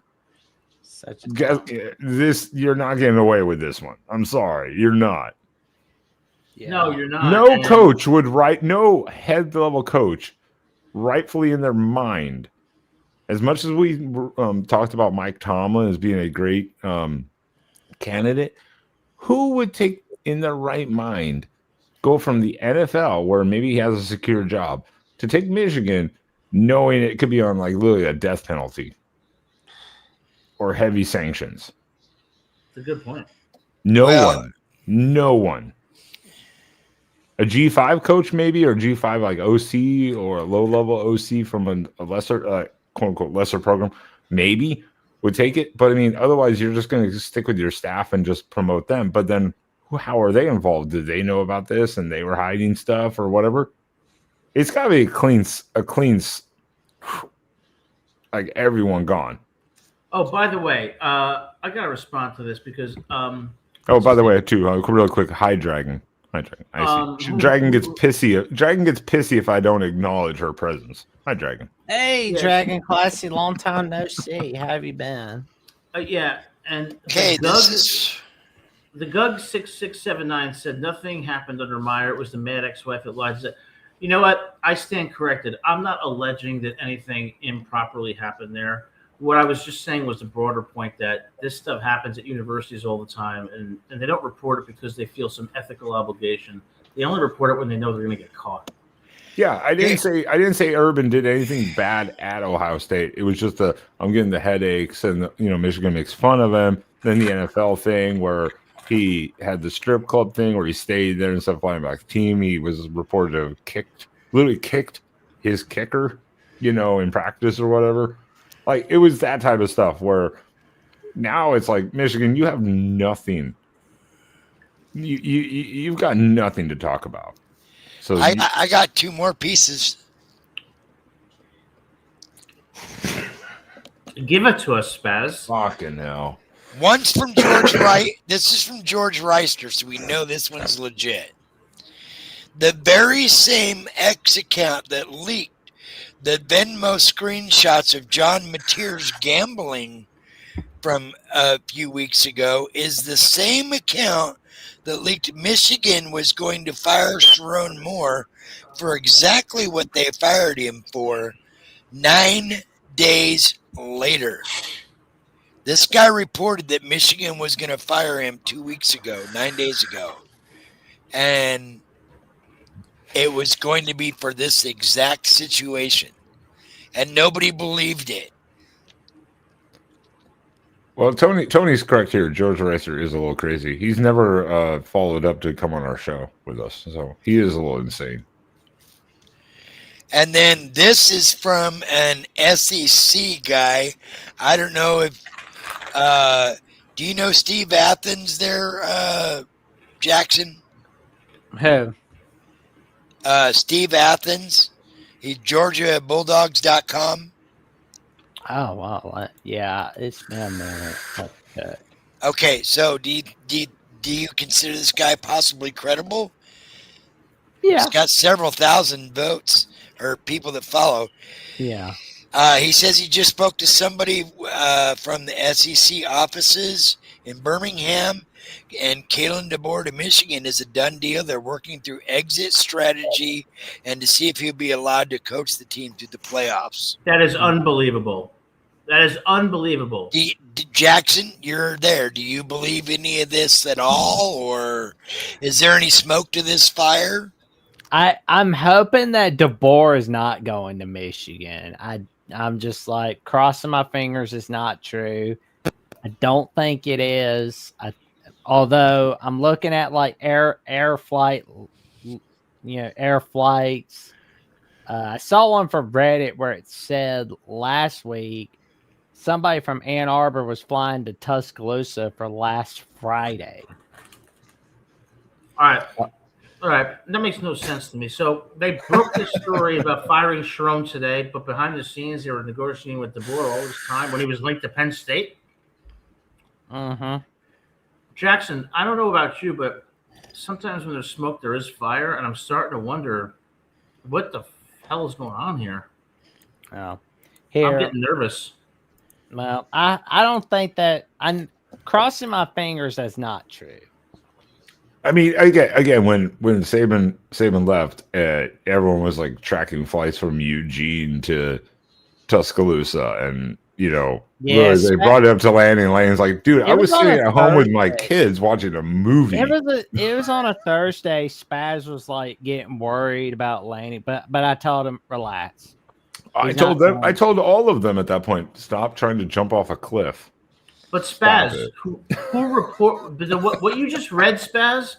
Yeah. From somebody at Georgia saying it's a done deal, and I don't think any. But that's not the reporter- first report I've seen of that today. That's like the third or fourth different sourced person around the South that has reported that there's talks going with Michigan and Kalen DeBoer, and there has been for the last 10 days, supposedly.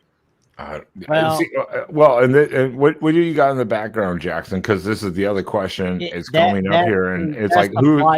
That's who- the flight blog. Okay, because then here's the question: here is who would replace DeBoer then at Bama? Like what the Oh fuck? my You know, like the coaching carousel That's this why year I is get insane. So pissed about some Bama fans sitting there going, we need to fire DeBoer because he's having a bad day. Okay, well then who the fuck you gonna get to replace him? Oh, Well, especially in this cycle. Kiffin's already at LSU. Yeah, I No. want Kiffin now. I totally agree with Ripstar. Ripstar, I think, is 100% right that Kiffin wants Bama, and Kiffin would ditch LSU. Oh, Like, of course you he get it. would. It's And I'm gonna be possible. What pissed every an minute ultimate because dick move though. You could have stayed at Ole Miss. They gave you a contract offer. You were held out for LSU, and then you would leave to take. What a I'm going to dick tell you move. right now, I would not want Kiffin to go to Bama. I don't. Because, there was like bringing co-eds with him. See, there it is. We were talking about this before you came on. Yeah, like bro was like bringing fucking co-eds when Joey Freshwater. when he was right hand man to Saban. If he was acting this bad under Coach Saban, what makes me think he's not going? He doesn't have control over his home life. Like he's screwing around. His daughter's fucking around with any guy that's got a little 6-shooter right in front of him. He's sending his son to Oregon to play football. No, I'll tell you what worries me, though, Spaz, is when I saw that plane flight stuff from Detroit to Tuscaloosa Airport. Very few people fly into Tuscaloosa National Airport. For me, an Alabama head coach, or a head coach in general, is supposed to teach players how to be the young men to be grown men, like how to be. You shut your whore mouth, Tony. We told you already tonight. I'm gonna put you in timeout. You're pushing for timeout, Tony. Jackson, I agree with that. Because it's like for me, it's like I'm not expecting you to be a Hank Hill as a head coach. I'm not expecting you to be a Hank Hill where you get like grossed out if you even hear the word sets. But I'm just saying, you want a man that's going to teach boys how to be men, teach them how to do the right thing. Not so much when everybody's looking, but when no one is looking. Always do the right thing. Do what's right for your teammates. Do what's right for your family. Do what's right for those around you. Do what's right for you. That's what I want in a head coach. Somebody who's great on the field, but most importantly, off the field. And I feel like somebody like Lane Kiffin does not have his life under control. And I feel like if he ever did go to Alabama, sure, he'd win. But he's never going to scream. It's never going to scream Alabama head coach to me. You're 100% right in the sense of that kind of description of it. Like one thing we did in the military was they always say they preach integrity. Now I know everyone takes integrity differently, but when they ask what does integrity mean, like in the military it says integrity is doing the right thing no matter who's watching or not watching. Exactly. Just doing it all the time, no matter what. And that's the thing. So you're spot on with that. I don't have a description. I think that college football programs tolerate absolutely horrible and immoral behavior by their players as long as they're winning. And I think that it's unfortunate because it's really lost the whole purpose of higher education. But I do think that, hey, if you're a rock star in college football, you can do anything you want because the coach's future depends on your performance, and they're always going to put their self-interest above morality. Not always, Tony. just looks that way. It just looks that way. I think Jackson's right, man. I think it's hard in this type of situation. You can't generalize, and we need to not do it. I don't want to be a downer here on this. We can't generalize this situation or some other situations in the last few years with all college coaches, because there are good college coaches Yes. that do have actual integrity. They have their like family values set. They have their faith systems, whatever you want to call it, and they want just to win and teach and coach the players. Then you have the few though that come up just like in any area and like tarnish the reputations and the system of the other coaches, you know, and make them all quote unquote look bad publicly because of that. And they're like, and everyone just goes, well, they all must be shit. It's like, no, that's not true. That's not true. I'm sure every coach has a little dark secret here or there, but College football is not going to reward integrity and values. It rewards wins. And that's why, say at Alabama last year, let's say Jalen Milroe was involved in some questionable conduct. I guarantee you he would have been protected, whereas the third string tackle would have been thrown to the woodshed. You know what I mean? Unfortunately, you are right, Adam. That's what we see a lot in the world of not just college sports, but we see it in a lot of the world as a whole, where it's because it's like if you Ryan's still our guest, Ben, our JMU guy. Rutgers dude was in Revenge of the Nerds. Hey, Ripstar, stop being a jerk. I was not in Revenge of the Nerds.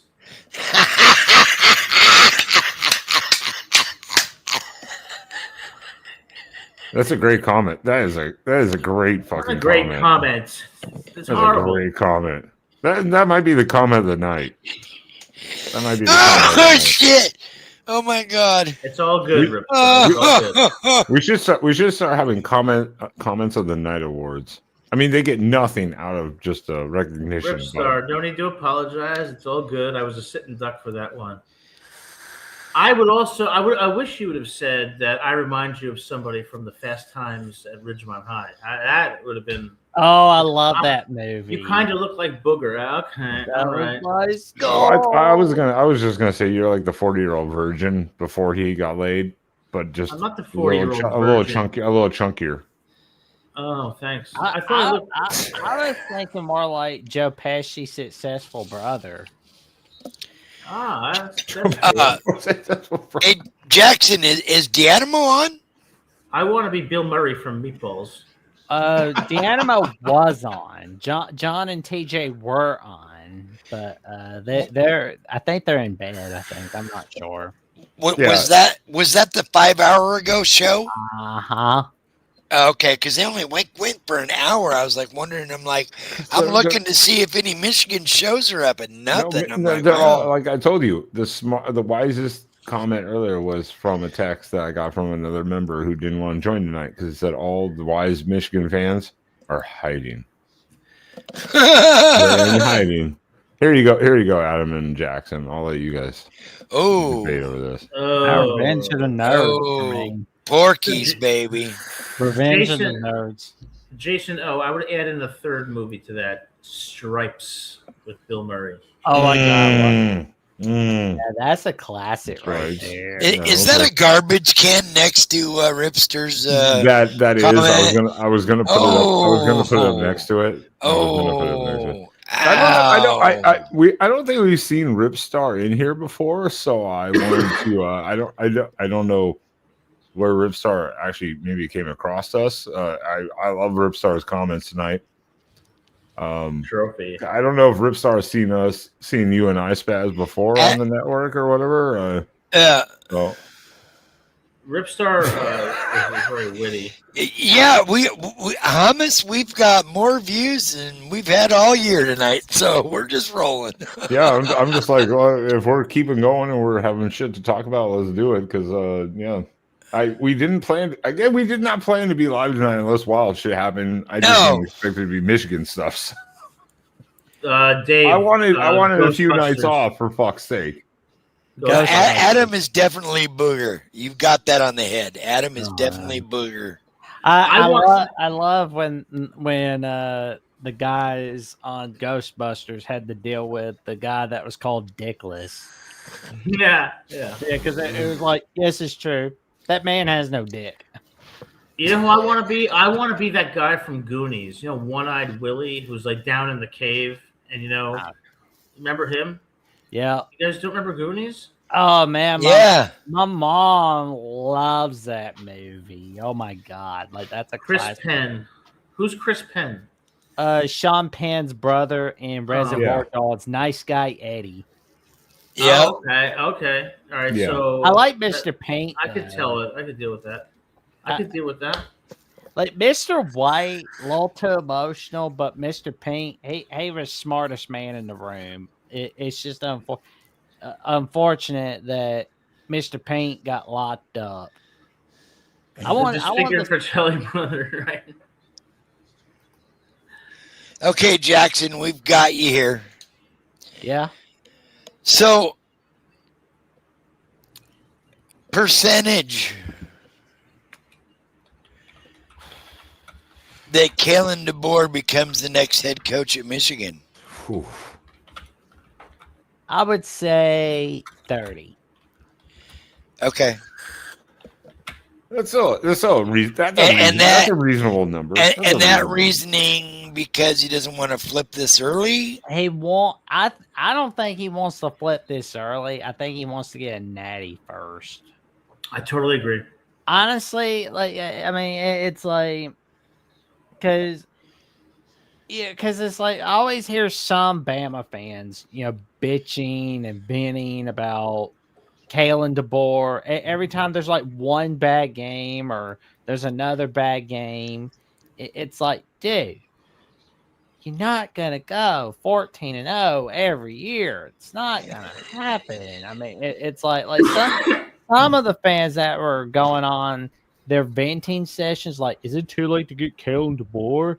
Like, they never seen that. They forgot what it was like to deal with the Sheila era, the DeBose era, Yeah. the J.G. Whitworth era. You want to talk about a shitty era for Alabama football? The J.G. Whitworth era was shit. Absolute shit from 1955 to 1957. And then you had the Ray Perkins era. Well, Ray Perkins, like, it was unfortunate, but it's like, it was just. But Jackson, you make a good point. I think DeBoer would like to at least like compete for a national title, like literally be in the national title game before he goes somewhere else to show a point, kind of like at Washington. That's why Bama kind of went after him.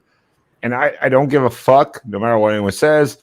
Dan Lanning turned down the Bama job, but I think it's the same kind of thing. Yeah. He wanted to say, I can win at Oregon and notch this thing. Now, does that mean Dan would leave after that? Not necessarily.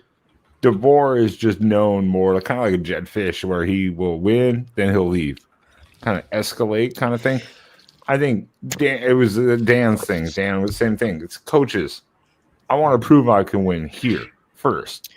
The only thing something that would scare me about DeBoer leaving Alabama right now is that is the one potential spot that Dan Lanning could end up bouncing to if it was there. Not saying he would, but that is, I can guarantee everybody on this panel would probably agree with me that even in the next 2 to 3 years, if something happens and DeBoer leaves Bama, Dan Lanning's the number one landing spot for that next position. They're going to at least do everything they can to persuade him. And that would be a tough decision for him to make. Stay at Oregon or go to Bama. I would just try to be a legend in my own right in Eugene, Oregon. I would not Right. want to be going to Alabama or Ohio State, Michigan, where every time you stub your toe, the fan base is acting like a bunch of dickheads. Yeah, I think I like if Dan for like not this year. I'm saying the next say 2 years, 3 years. Say he won the first national title in Oregon history. The man's a legend. He's Mike Bellotti. He's Rich Brooks, and superior in a way. You know, like he doesn't have to leave ever. No.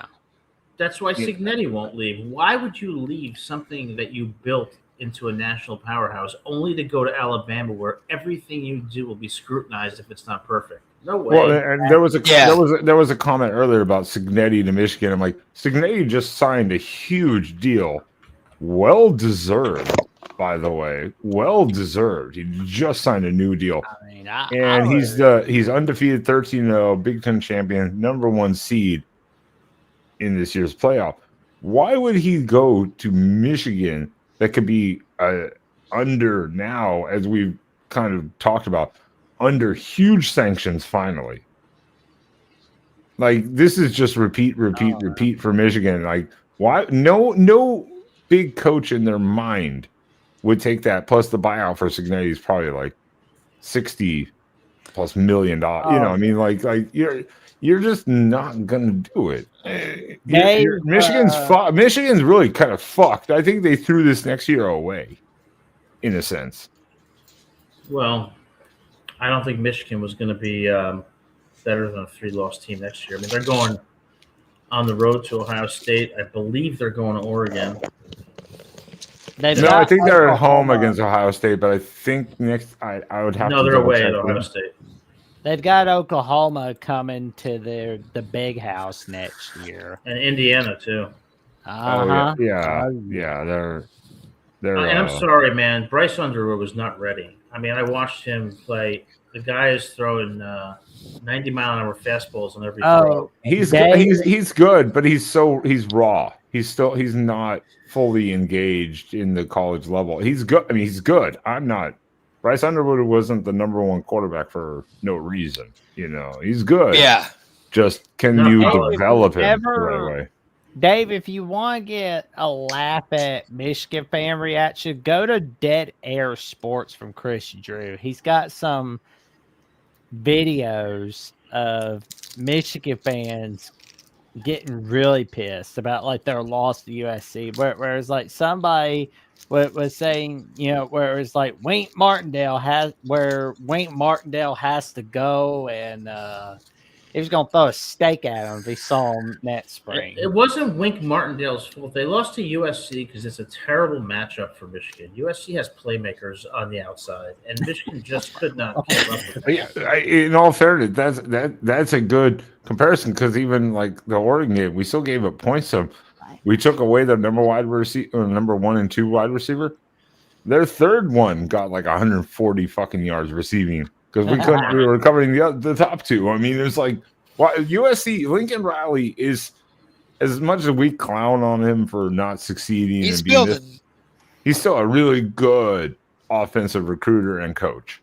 He Yeah, still really is. I think he's in a similar spot to where Brian Kelly was this season, but for next season. Regardless of how USC does against TCU in their bowl game this year, it's a shitload of pressure that Lincoln Riley's going to be under next year. They're going to hear, okay, we don't have Notre Dame USC playing on rivalry week. Now show us what you can do. Put your money where your mouth is.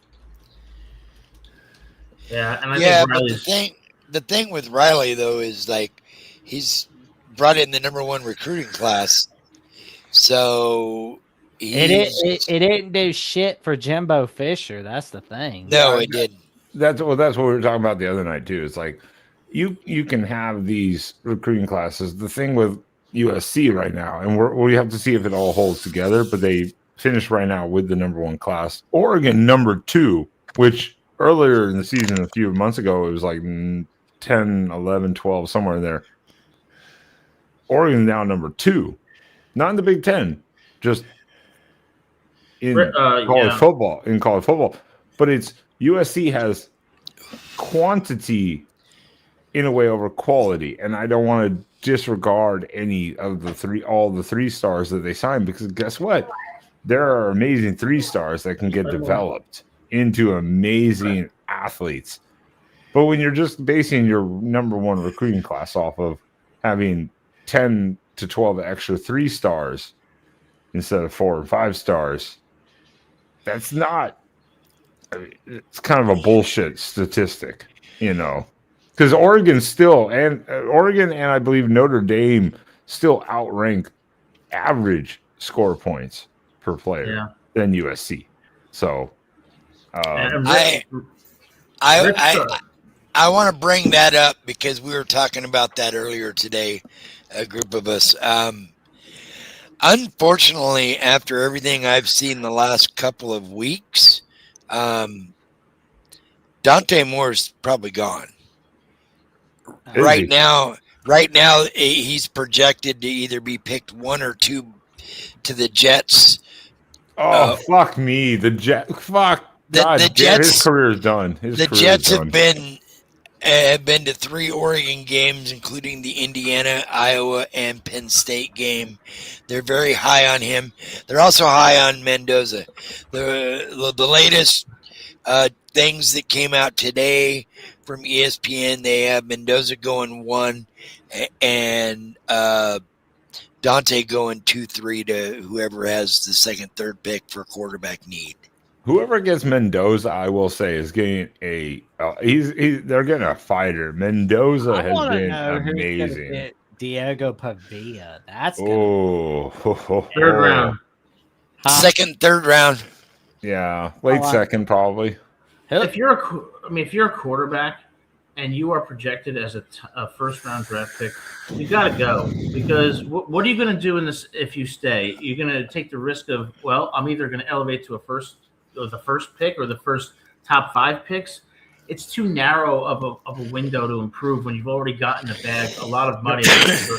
You get a 1st round, especially if you get a top 15 like evaluation, but you get a high 1st round evaluation. You go. You take that money and you go. Yeah. I mean, and that's you're gonna have to go portal. I think. I don't think Brock Thomas or Akili Smith are ready yet. So I mean, and for Oregon, Novosad might follow Stein. Probably is to Kentucky. So yeah, now we'll see with that. But yeah, I'm assuming we're gonna have another quarterback. Levitt would be interesting at Oregon. Didn't we recruit Underwood though as well? We did. So I mean, with all this Michigan shit.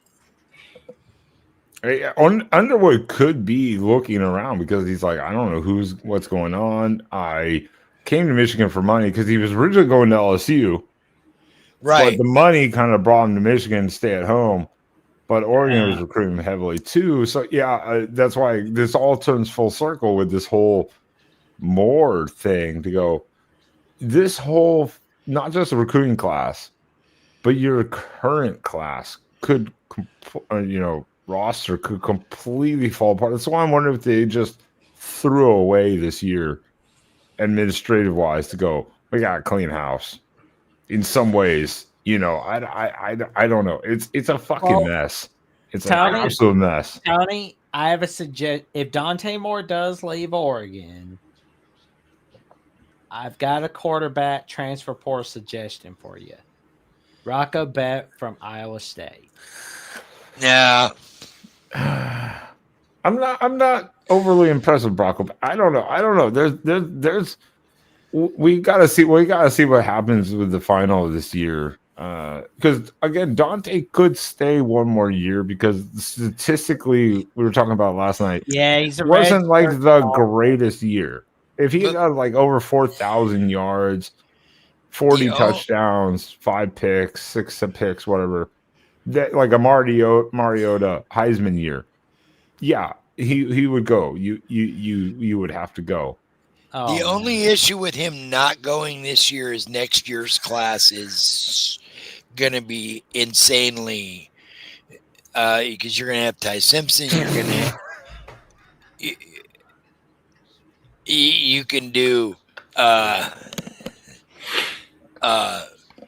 Manning. You'd have Dante. You'd have Mateer. You'd have there's several quarterbacks next year that are lined up. Yeah. So you'd have a much tougher time of positioning. You'd have to do a lot more to position yourself. Whereas Well, right now, you're top 5 pick. Yeah. Next year, you'd have to have a Mariota type of season to be in that top 5 pick, probably with Manning and Ty Simpson and all those other quarterbacks that are highly rankable teams next year. well, gentlemen, I'm gonna head out for tonight. I'm gonna Yeah, I've got to head out too. So perfect timing. Thank you Yeah. guys for having me on. I appreciate it. I will say though, 2025 has been the wildest coaching carousel ever in my lifetime. This is even wilder than the 2020 into the 2023 season when Saban retired. Honestly, Yeah, yeah. because it's like if it's not Lane Kiffin with his usual bullshit, or Brian Kelly being a complete jack off, Yeah. it's some shit like this we see from Sherrone Moore. Yeah, that's sad. But Thanks for having me on the show, guys. I appreciate it. tell your friends, Great family, show. passengers at Fred Myers about the magic that Adam creates on Rutgers at the Voice College Football. Wait, Thanks hold so on. much, Let me Jack. pull up the VOCFB trash comment again. And we're Oh, it's too far back. Nah, Have I'll a good find it night, later. the Gug. we're 11 people away from 100 subs. Nice. Let's Nice. go. Let's Not all bad finish- for a first year show. Not at all, man. You guys have a wonderful night. Thank you so much. Thanks, Cheers. Adam. Yeah. It's good to see you. Adam. All It's right, good to see you're you. not permanently banned by Spaz. I know. I'll look forward to a second chance. See you guys later. Have a good night, buddy. Oh man. And I'll be get ready for the schedule release announcement for the AC tomorrow on the AC channel. Then I've got the Bama College show, but there's always some magic from Ben and Spaz on Quacking Off with Ben and Spaz. Spaz sits all day and quacks off, quacking off. Don't make me play the intro. Do it, please. Do you really want the intro? 3 words. Yes, definitely, absolutely. Oh, fucking hell! All right, everyone. I'm playing the intro for for Jackson here. Spaz, do you want to just wrap this bitch up then, and we'll play the intro for the outro? Sure. Oh, God All right. damn it, Dave. What did Dave say? Fucking god damn it! Fucking hell, Dave. Trust. Fucking hell. All right, I would like a couple days off of live streaming. Fuck me. We've been fucking hell. God damn it. All right, Dave. We'll do 2 in a Oh, row. you're gonna see the bad dogs. Jesus. All right, Spaz. Bad dog. Good dog. So Jackson, everyone finds you on the Alabama Voice of College Football. And on the SC Voice College Football and on Jackson Johnson 979. All right. Right. Everyone follow Jackson. Everyone follow Adam over the Rutgers Voice of College Football. It's just Ben and Spaz here on the Quacking Off channel. And outside of that, I guess we'll see you all Sunday night. Drug train. We'll all see you Sunday night for the After Dark show, where we'll probably be talking about this a little bit more as more details come out, because Yeah. it's just fucking wild. So we will I'll give And I the have drug- surgery in the morning, so I might have a patch on my right eye for a few days. That's fine. Sunday night. So we'll give you a little break from the screen time. Yeah. So on that, I'll do Drugga. and the intro outro. So other than that, Is everyone, it the Fort Washington or no? no. We'll just Not tonight. Okay. But everyone, thank you for coming in. Hit that like button real quickly for us. It helps the channel out a lot, spreads it out. Consider subscribing, and we'll see you guys at least Sunday night for the After Dark show to do a little playoff prediction and bowl game review and any more wild updates. Other than that, have a great night, everyone. Thank you so much.